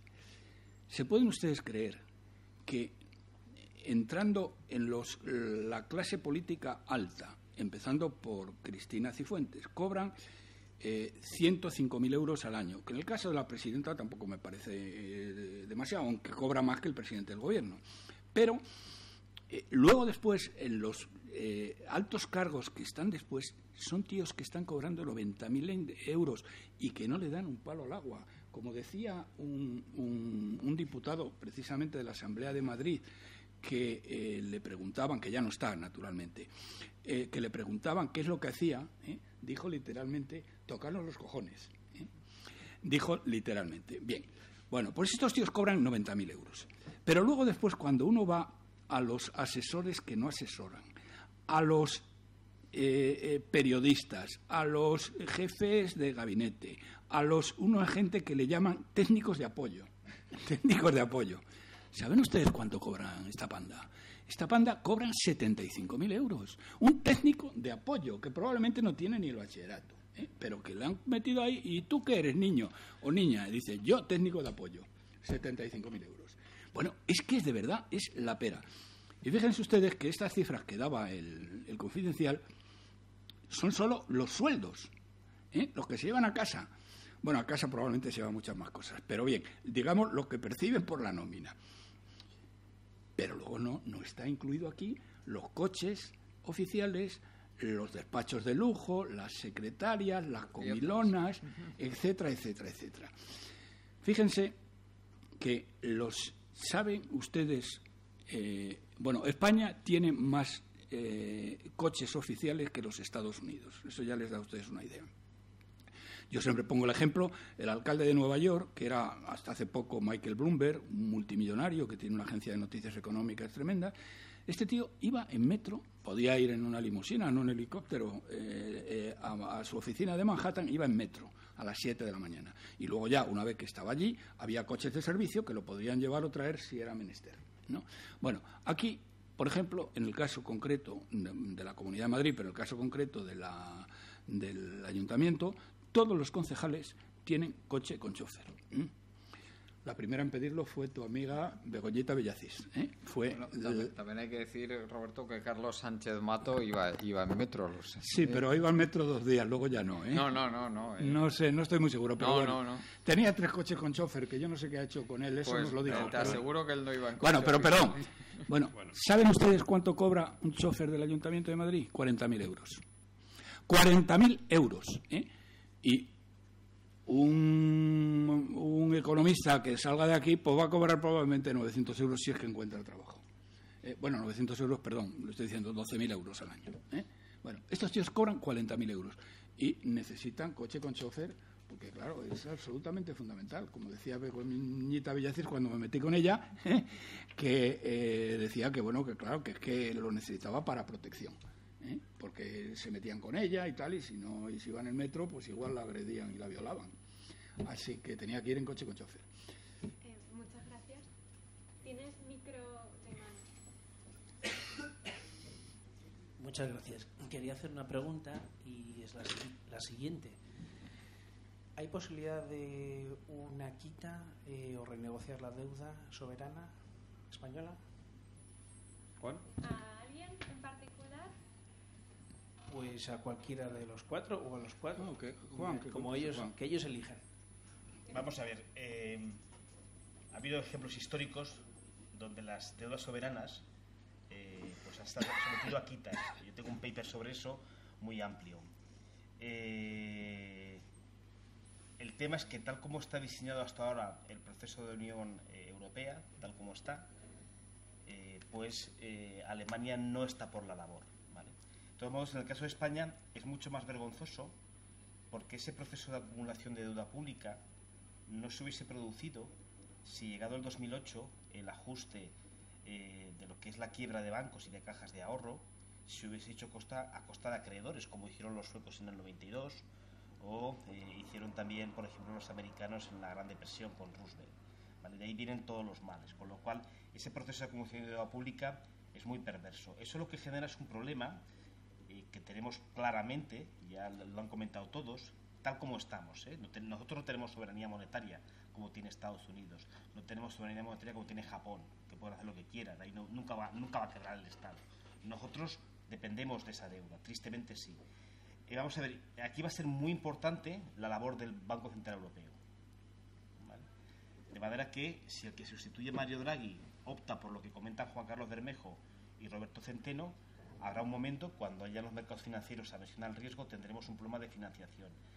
Es que no va a quedar más remedio que hacer quitas, porque si no vamos a estar sometidos a un proceso de empobrecimiento tan brutal que va a haber follones en las calles, ¿vale?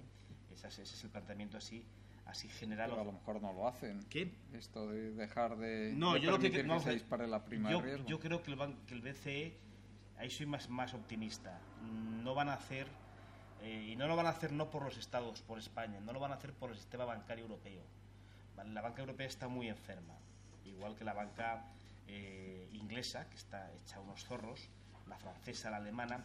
Si hubiese un proceso de repunte de tipos de interés brutal con aversión al riesgo, pues automáticamente tendrían problema la banca europea en su totalidad y tendríamos un problema muy serio. Sería la segunda fase de la gran recesión. Eso sería es indudable. Por eso yo voy a tener más cuidado, que yo creo que no lo van a hacer en esa cuantía que ellos estiman, aunque le guste Alemania. Alemania también tiene un banco que está muy mal, de manera que ahí tengo mis dudas. Para que lo que sí que me interesaría es el análisis de esa deuda pública que hemos comentado. España en 2007 tenía la deuda pública más baja de todos los países occidentales, ¿vale? La más baja. Se ha expandido porque el ajuste se hizo exigiendo o haciendo frente a los pasivos bancarios con deuda pública. Ese es el error. Pues yo no estoy muy de acuerdo contigo, Juan, en eso. ¿Qué? En lo que has dicho, de que es que yo creo que el proceso de que, o sea, ¿por qué estaba la deuda pública tan baja en el 2007? Porque había habido unos ingresos fiscales extraordinarios por esa actividad irregular esa actividad económica irregular que se había generado en base a toda esa deuda que se había generado por la burbuja inmobiliaria. Claro, vamos a ver. Entonces, esto es muy importante. Vamos a definirlo. En la economía hay tres sectores y al final la suma de los equilibrios de los tres sectores es cero, ¿vale? Si un sector privado se endeuda, el sector público tiene superávits, o el sector exterior, ¿vale? Es lo que pasó, lo que explica Juan Carlos. Al revés, cuando el sector privado está en fase de reducir deuda masivamente, como no ha estado en la fase de la crisis, lo que hace es lo contrario. Sí, estoy de acuerdo contigo. Lo que pasa es que la pregunta de él es, hemos pasado de 500.000 a 1.400.000 que tenemos ahora de deuda. ¿Qué ocurre si hay un proceso donde realmente ataca la deuda española? Yo de todos modos creo que hay que aprender cosas de la crisis, y esto es un manual que vosotros como economistas deberíais ver. Si vais a vuestros manuales macro, ¿qué manejáis? ¿El Mankiw? Mankiw, vale. Pues cuando llega la parte de Money and Banking es todo mal, es todo erróneo, porque ellos os dicen que el tipo de interés lo determina el sistema y que la cantidad de dinero la controla el Banco Central. Es al revés. Lo que ha demostrado la crisis es que el Banco Central puede hacer con el tipo de interés lo que le dé la gana y situarlo donde le dé la gana. El tipo a corto, el tipo a medio, el tipo a largo, el tipo privado. Esto lo ha demostrado Bernanke y lo ha demostrado Mario Draghi. Es lo contrario de lo que tenéis en libros. Lo que no controla el Banco Central es la cantidad de dinero. Esa la fija el sistema, ¿vale? Por tanto, de esta lección, si el Banco Central es inteligente y no quiere tener un proceso centrífuga de Europa donde se vaya Italia, España y todos los demás, pues no creo que pueda abandonar lo que está haciendo ahora. Y luego sí que sería interesante, porque yo a Macron hay muchas cosas que no estoy de acuerdo, pero su proyecto europeo que presentó en Estrasburgo es muy razonable. Él pretende una unión fiscal, una unión bancaria, una mutualización de deuda y un mercado de eurobonos. Hay que ir por ahí. El problema de Europa es Alemania, vuelvo a repetir. Europa estaba mal hecha porque el origen es que el país ancla es un país tremendamente exportador y generador de superávit por cuenta corriente. Eso hace inestable el proceso. Y ese es el gran drama que tenemos los europeos, ¿vale? Yo espero que el Banco Central Europeo no cambie de política. Si cambia de política y hace lo que dice Juan Carlos Bermejo y lo que dice Roberto, evidentemente estamos jodidos. Pero es que no puedo hacerlo. No puedo hacerlo porque quiebra todo. Quiebra la banca, quiebra la deuda soberana, quiebra todo. Vale. ¿Me dejas un segundo? Bueno, hay una quita legal que si esto ocurre sí podríamos todos alegar, que es desde la fecha en que nosotros 4 denunciamos en Bruselas la manipulación de las cuentas y que nadie nos ha dicho que estemos equivocados ni nadie nos ha dicho que sea falso. Me refiero ninguno de los comisarios europeos con los que hemos intercambiado correspondencia. Por lo tanto, en Bruselas ya son conscientes de que las cuentas españolas no son ciertas desde el año 2016. Y todo lo que haya pasado a partir de ahí, es decir, todo el dinero que nos haya comprado el Banco Central Europeo de deuda a partir de ahí, ya son completamente, digamos, el grado de irresponsabilidad recae absolutamente en ellos. Y a partir de ahí sí que habría una base legal para el día que vengan a cobrar y no se les pueda pagar, decirle, pues mire, aquí, a partir de aquí, nosotros podremos ser responsables hasta lo que pasó aquí. A partir de aquí ustedes ya eran conscientes y el riesgo ya lo tendrían que haber evaluado y entonces podrían no haber seguido prestando. Otra cosa que se puede hacer es como hicieron los griegos, ¿no? En su primera bancarrota, que tuvieron una quita el 70% de la deuda. Luego, como son unos golfos, pues volvieron otra vez a endeudarse a cascaporro y convirtieron eso en un real. Pero bueno, lo que pasa es que el problema que tiene Grecia, curiosamente, está mejor que España, porque Grecia todavía conserva muchas empresas públicas en las que puede de alguna forma vender o dar cierta participación, pero es que en España ya no nos queda nada. Si es que aquí se ha vendido todo, a precio de saldo además, ¿eh? Esto además fue responsable en la época de Aznar, ¿no? Y Felipe González, que desindustrializó el país, ¿no? Es decir, no nos queda nada. Bueno, nos podemos vender el islote de perejil ese, ¿no? O alguna cosa de esas, porque quiero decir, es que es así de triste. Es así de triste. ¿Alguna otra? Sí.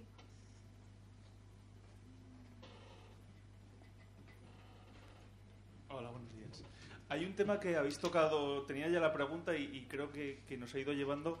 El tema de la zona euro pues tiene sus particularidades, ¿no? Una balanza comercial positiva, los tipos de interés cercanos al cero, el endeudamiento hacia los países del sur, y en esas estamos. Y por otro lado, lo que también habéis comentado, en ese otro punto, el endeudamiento de la banca alemana. Digamos, parece que tenemos un consenso en que si se suben tipos, pues no va a ir muy mal. Por otro lado, ¿qué podría hacer que una autoridad política tomara la decisión de subir tipos sabiendo que puede hacer un daño a su banca alemana local o al sistema financiero? O sea, digamos, estamos en ese punto en el que todos estamos esperando, ya llevamos varios años esperando. Sí, van a subir los tipos, van a subir y no terminan, parece que suben. ¿Cuánto tiempo puede pasar hasta que suban los tipos o qué? Digamos, estamos un poco dándole vueltas a eso, o qué puede suceder, ese cisne negro. Estos meses atrás hablábamos del Bitcoin, si se hubiera ido de madre, pero ya parece que ha bajado. No lo sé, estamos en ese punto. Pero ahí tienes un objetivo último del Banco Central que no genera problemas, que es la inflación. Sí. La inflación está muy por debajo del objetivo, entonces mientras esté muy por debajo del objetivo, es la última cifra. Entonces pueden mantener perfectamente la política monetaria sin ningún problema. ¿Y hasta dónde puede llegar el endeudamiento en España? Si no suben tipos, vamos a ver, ahí también aprendemos una cosa, que si tú tienes un control de tu banco central y tienes soberanía monetaria, puede ser infinito. Sí, Japón lo tiene, ¿vale? Pero no lo tenemos. El drama nuestro es que implícitamente Draghi ha hecho eso, pero imaginaros que cambia la política, la dirección. Entonces ahí estamos jodidos, ¿vale? Si se produce lo que dicen Roberto y lo que dice Juan Carlos Bermejo, y se produce una subida de tipos de interés y ya no hay un banco central que haga lo que tiene que hacer, aquí ha sido, por eso yo recalco mucho la palabra de Draghi. Draghi fue, en ese gráfico se ve, Draghi fue el que evitó el colapso, porque el Banco Central tiene capacidad de hacer lo que le dé la gana, Bernanke también lo hizo. El Banco de Japón lo iba haciendo desde los finales de los 80. ¿Vale? Pueden hacer lo que quieran. En un momento dado puede continuar la distopía hasta el 200% de 250 tiene Japón. 250. Eso, porque piensa que si tiene soberanía monetaria el Estado nunca quiebra el sector privado. Lo que pasa es que nosotros no tenemos soberanía monetaria y podemos quebrar. Esa es la clave, la soberanía monetaria. No tenemos. Esa es la clave. Eso. Y luego una cosa que yo recuerdo, como profesional que soy del sector constructor inmobiliario, recuerdo a don Roberto en el año 2005 cuando hablaba de que la vivienda iba a caer un 40%, aquellos programas con César Vidal y todo aquello. ¿A qué escenario, desde un punto de vista sociológico, económico, nos podemos enfrentar en caso de una subida de tipos? ¿Qué puede suceder? Porque recuerdo las previsiones que se han hecho, además las que os he oído a los cuatro, siempre os habéis acabado quedando cortos en el sentido de pecando de optimistas. O sea, después la realidad ha sido... y bueno, un poco ya por último el tema si una crisis de deuda puede terminar en una disgregación de esas autonomías que en un momento dado pueden salir con una mayor velocidad si el Estado central español tiene un problema serio de deuda. No sé si me explico. En un momento dado puede existir esa tentación, que esperemos que no fuera así, de decir, oye, dentro de aquí podemos salir en 10 años, fuera salimos en 5. No sé si me... Mira, te voy a contestar esto. Sobre esto hay experiencia, es que no es así. Precisamente, dentro de la increíble colección de mentiras y patrañas que ha contado la organización criminal catalana que ha dado el golpe de Estado,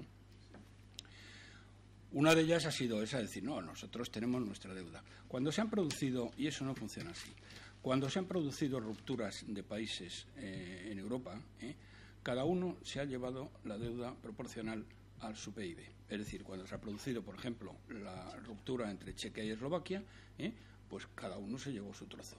En Rusia, Ucrania, Bielorrusia, cada uno se llevó su trozo. En los Balcanes, 3/4 de lo mismo. Es decir, si Cataluña se fuera, se tiene que llevar necesariamente la parte alícuota proporcional a su cuota. Concretamente, si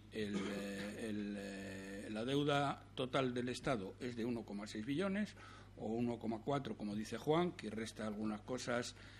A veces las restas y a veces no las restas. Juan, me vuelves loco con... No, es 1,4 Banco de España, ahí está todo sumado. Bueno, bien. Sería un poquito menos. 1,4, bien.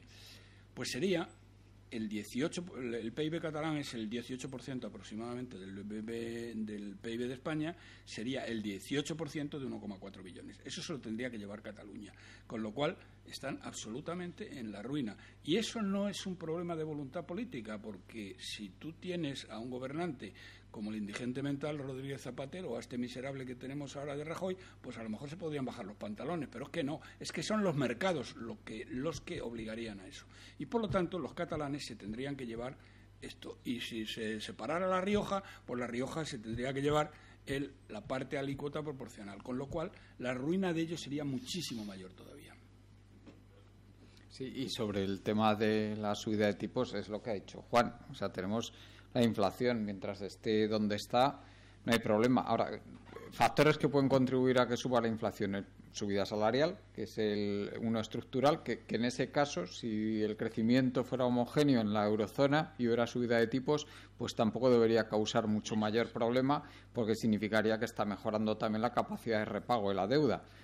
Pero, ¿qué pasa si hay una subida de la inflación que no viene acompañada de subida salarial? Como lo que llaman los keynesianos los shocks de las perturbaciones de la oferta, una subida de precios de petróleo, vamos. Pues ahí es donde puede venir el problema, y de ahí Roberto sabe muchísimo más que yo del tema, que ahora mismo hay unos déficits de inversión a nivel mundial en la industria del petróleo tremendos, y que eso puede salir por cualquier lado, no ahora, evidentemente, pero sí dentro de a lo mejor 2-3 años, y ahí sí que podríamos tener problemas. ¿Sí? De momento el petróleo está subiendo de una manera preocupante. ¿Puede ser el cisne negro? No, el cisne negro para nosotros sería que dejen de comprar deuda y empiecen a subir tipos. Ese es el cisne negro. Porque por eso se lleva por delante todo el chiringuito que han montado los del régimen del 78. Y toda esta panda de golfos que ganan 90.000 euros en la Comunidad de Madrid por no hacer nada. De todos modos, por ejemplo, si se produce una subida solamente asociada a materias primas, ya la tuvimos en el periodo previo a la subida de tipos de 2005-2006, que la inflación se nos fue al 5%, pero esa inflación se corrigió inmediatamente una vez que hicieron restricción monetaria. Pero cuando haces esa restricción monetaria tienes que calibrar muy bien lo que vas a hacer, porque los efectos que puedes generar negativos te pueden compensar aquello que pretendes evitar. Si es una inflación por materia prima, te pongo el último ejemplo, 4 y pico, que se fue en el año 2005, 2006, sí, por ahí, pero enseguida, cuando llega la crisis, en medio mes pasaste del 5 al 1, en medio año, del 5 al 1, con lo cual, para que haya inflación de verdad tiene que haber demanda salarial, básicamente. Bueno, yo tengo dos preguntas, una sobre política monetaria y otra sobre política fiscal. La primera, que habéis comentado que no hay inflación y que por eso quizá no es necesario subir los tipos, pero yo tengo, he entendido que que si hay una política persistente de bajos tipos de interés, política expansiva del BCE, puede generar burbujas. Es decir, al final habéis comentado que la burbuja del año 2007 que pinchó la inmobiliaria fue generada por los bajos tipos de interés, la burbuja que hubo en las tecnológicas. Al final, es decir, es un crecimiento en base a situación de burbujas, políticas expansivas monetarias.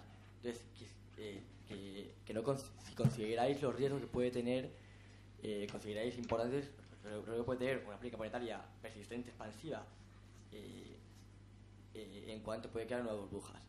Mi segunda pregunta es sobre política fiscal y va más dirigida al señor Centeno. Si es que actualmente está yendo ante llevamos 3-4 años de presupuestos expansivos, especialmente este año, en el que el dinero que viene de los estabilizadores automáticos, porque el ciclo está alto, está siendo utilizado para hacer rebajas de impuestos y aumento del gasto público. Y si crees que esa política fiscal es correcta o está siendo demasiado expansiva, y luego cuando venga el cisne negro de que se corte los estímulos del BCE nos puede llevar a problemas muy gordos, o qué es la política correcta. Eso, gracias. ¿Empiezas tú? Sí, tienes toda la razón. Ese es el punto débil de la expansión cuantitativa. Es decir, empieza el año 98 con Alan Greenspan, si te acuerdas, cuando empieza a bajar tipos cuando veía subirlos. Él dijo, en aquel momento él te publicaba el sesgo. Mi sesgo es restrictivo, pero viene la crisis de Asia y baja tipos. Con lo cual, boom, burbuja.com, estalla. ¿Qué hacen como solución? Más de lo mismo, 2002. Porque lo que aplica la FED desde el año 2008 fue un discurso de Bernanke. Bernanke era un académico. A Bernanke lo cogen porque sabía que iba a haber deflación. ¿Quién es el que más habla de deflación? Bernanke. Y lo incorporan. Yo estaba en Londres. Bernanke el año 2002 hace un discurso donde dice: dar por seguros que la deflación no va a pasar aquí. Entonces, se aplica exactamente lo que es su manual como académico. Claro, lo de Milton Friedman, perdón, nos equivocamos, si no volverá a pasar. Eso es, claro. Eso es. Y lo aplican a rajatabla, y él lo aplica. Lo que pasa es que él genera otra burbuja, que es más grande, que es la inmobiliaria, y estalla, ¿vale? Y esta inmobiliaria lo que acaba haciendo es la política de Bernanke, que ha generado otra burbuja, que es global. En este momento los activos financieros, los rendimientos ex ante son negativos. Están como locos buscando alternativas en negocios reales los propios especuladores, ¿vale? Es curioso esa situación, estamos ahí. Esa es la debilidad de la teoría de Bernanke. Algunos pensamos, pero yo no me voy a centrar, que la solución pasa por lo que se llama teoría monetaria moderna, economistas americanos, economistas ingleses, etcétera, que es utilizar el balance del Banco Central para hacer política fiscal, pero no voy a entrar en eso, sin generar deuda, ¿vale? Ese es el paso que Bernanke se va acercando a esa teoría y la abrazará, porque lo que ha hecho él al final ha generado lo que tú has dicho y no ha generado lo que él pensaba que iba a hacer en la renta. Aunque empiecen a haber papeles académicos de economistas que dicen que sí que ha generado efecto positivo en la renta, yo lo que digo es que ha evitado el caos, pero no ha generado efecto positivo en la renta y que había alternativas. Pero eso es un tema de teoría económica que no voy a entrar, ¿vale? Pero es interesante desde mi punto de vista que sí, ha habido 3 burbujas y las 3 las ha generado los bancos centrales, claramente. Y esta burbuja que hay ahora es consecuencia de los bancos centrales, en todo. Materias primas, renta variable, renta fija, en todo. Y si tú vas a los rendimientos ex ante, ahora, jamás en la historia ha habido una fase donde todos los activos financieros, todos, te den a precios actuales expectativas de largo plazo de retornos negativos. Nunca. Eso es la manipulación de los precios por parte de los bancos centrales. Es la parte débil, sí, totalmente de acuerdo totalmente.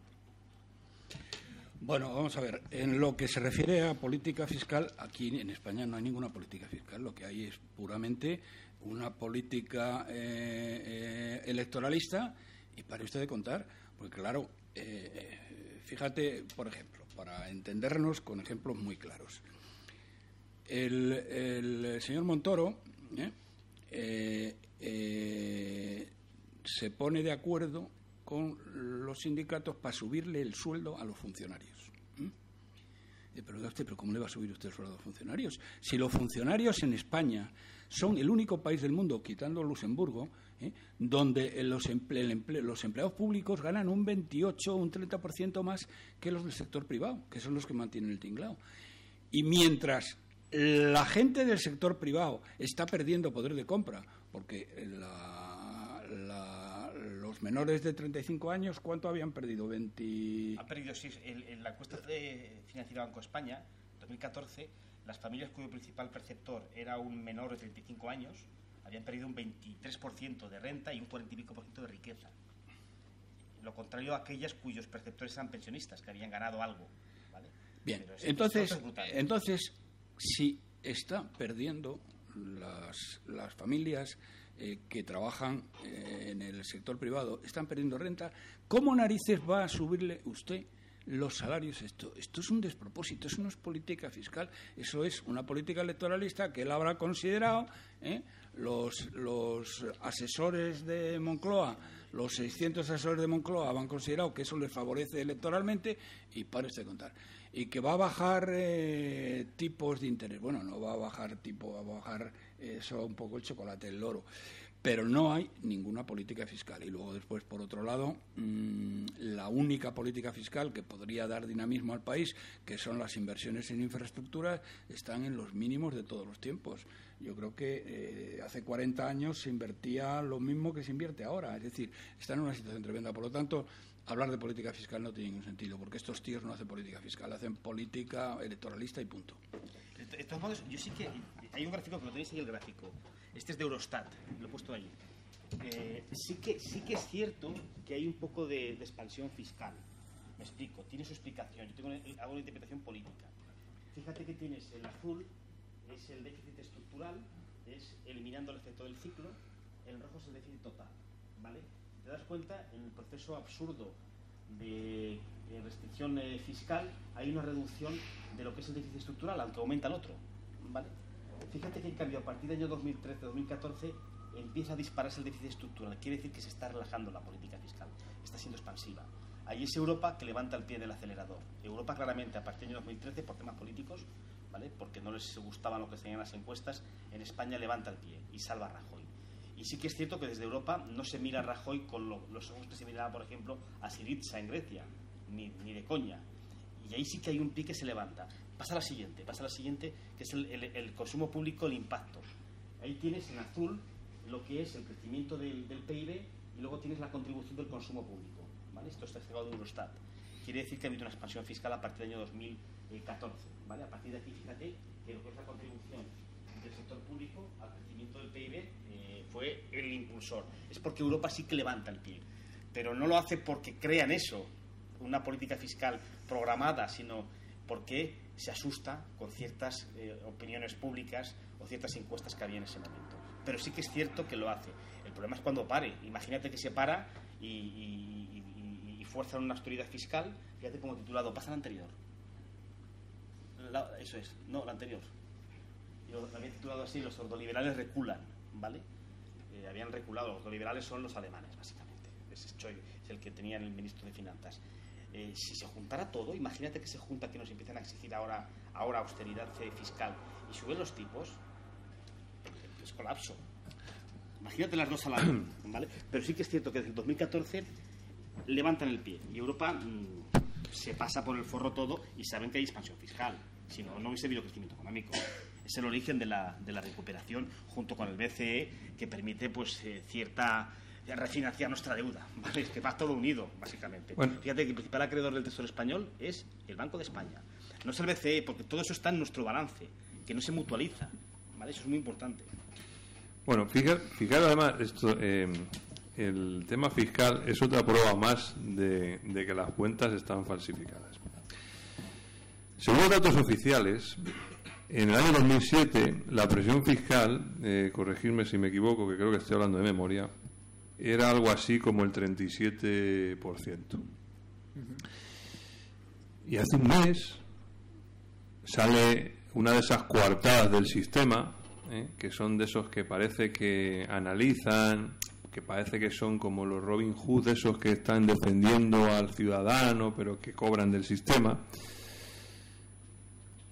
El BBVA Research, no, ese. Que más cercano. Lo dijo Montoro al mundo. Lo dijo Montoro al mundo. Bueno, pero ese. Un 38% de presión fiscal.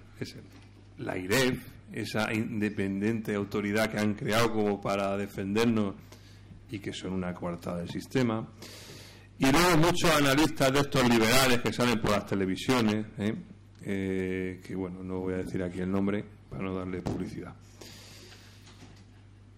Todos dicen que es que en España la presión fiscal es de las más bajas de Europa y del mundo mundial, y que esto... Pero vamos a ver. Si en el 2007, según la Contabilidad Nacional, era del 37%, y hoy en el 2017 ha sido del 34, creo 33,7 o 33, ha bajado. Después de no sé cuántas subidas. En 10 años ha bajado la presión fiscal. Hay 5 subidas. Después de haber subido el IRPF varias veces, el IVA varias veces, el IBI varias veces, y inventarse hasta 80 o más figuras nuevas impositivas en todas las en todo el Estado autonómico y en corporaciones locales. Y resulta que según la Contabilidad Nacional ha bajado la presión fiscal. ¿Pero cómo pueden ser ustedes tan mentirosos? Bueno, pues eso es lo que dicen estas coartadas del sistema. ¿Pero por qué lo dicen? Porque es muy simple. Si esto es un cociente, si es que no hay que estudiar económicas.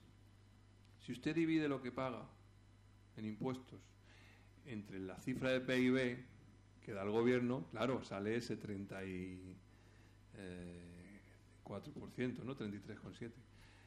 Pero, amigos, si la divides entre el PIB real, el que nosotros hemos calculado, entonces la cifra se va a la presión fiscal real que hay en España y en la que todos sufrimos, que es más del 45%. Entonces, insisto, por favor, tenéis que ser muy prudentes con lo que leéis, con lo que veis, con estos analistas que no analizan, con estas coartadas del sistema que, insisto, están al servicio del sistema del que cobran.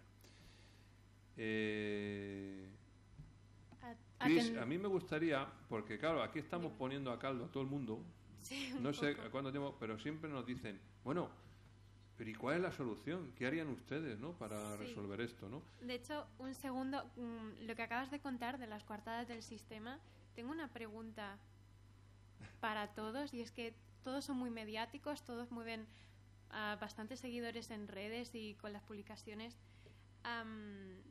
y demás. ¿Os han vetado? Pero a mí me han vetado Moncloa, y vamos, reconocido por ellos además, de que ya no saben pégate al micro. Nosotros, en todas las televisiones. O sea que sí, me bueno, ha gustado. a mí la más reciente ha sido estas Navidades, que me llamó el jefe de opinión de un importante diario digital y me dijo: han llamado de Moncloa pidiendo tu cabeza. Pero vamos, no me han llamado a mí, han llamado al editor del medio. Perfil bajo. Pero es que esto es así. Y de mi partido también han llamado a los medios donde publico. Oye, quiero decir, bueno, esto, o sea, los vetos son una realidad. Otros se los inventan, porque hay por ahí algunos que dicen que les han vetado en alguna televisión y no sé qué, pero no, el veto no es así. El veto es cuando tú sientes que de repente el medio donde estás ahí de alguna forma afianzado, y que además nosotros, si es que nosotros no cobramos, nosotros no vivimos de esto, nosotros donde publicamos o a los medios que salimos o las televisiones que vamos, no cobramos, vamos allí de forma altruista, porque no nos dedicamos a esto. No somos profesionales como otros que han creado editoriales, CDs, cursos online, vamos, viven de esto, vamos, o sea, firman contratos con las productoras, coño, hablando en plata, y luego van diciendo que son por ahí liberales y no sé qué coño. Y otros son muy de izquierdas también, pero también firman contratos con las productoras estas para decir lo que les dicen los amos y señores, lo que tienen que decir. Como fundador de Colectivo Burbuja, Juan Carlos, sí. ¿Algo que comentar o...? Bueno, lo que son vetos directos yo nunca he tenido noticia de ello, ¿sabes? Por lo menos en lo que respecta a mí. Otra cosa es que, bueno, que de alguna manera se intente evitar que gente que participa en nuestro pequeño medio, en nuestra asociación, pues vaya a los medios de comunicación masivos, pues porque no interese lo que dicen, que eso sí, bueno, eso yo sí me lo puedo creer, pero bueno, que es una decisión que toman como como podrían tomar otras si estuviéramos en otro país que no fuera este. Roberto, cuéntale lo del mata a centeno. Cuéntale lo del mata a centeno. Eso me lo contó César Vidal en una ocasión en el radio. Estaba en televisión y en radio y estaba hablando del tema de la Caixa, criticando, no me acuerdo muy bien qué, y entonces, por lo visto, según César, le llama Federico Jiménez Los Santos, que era el director, y le dice textualmente: oye, que estos tíos tienen el 30% de nuestra publicidad, mata a centeno.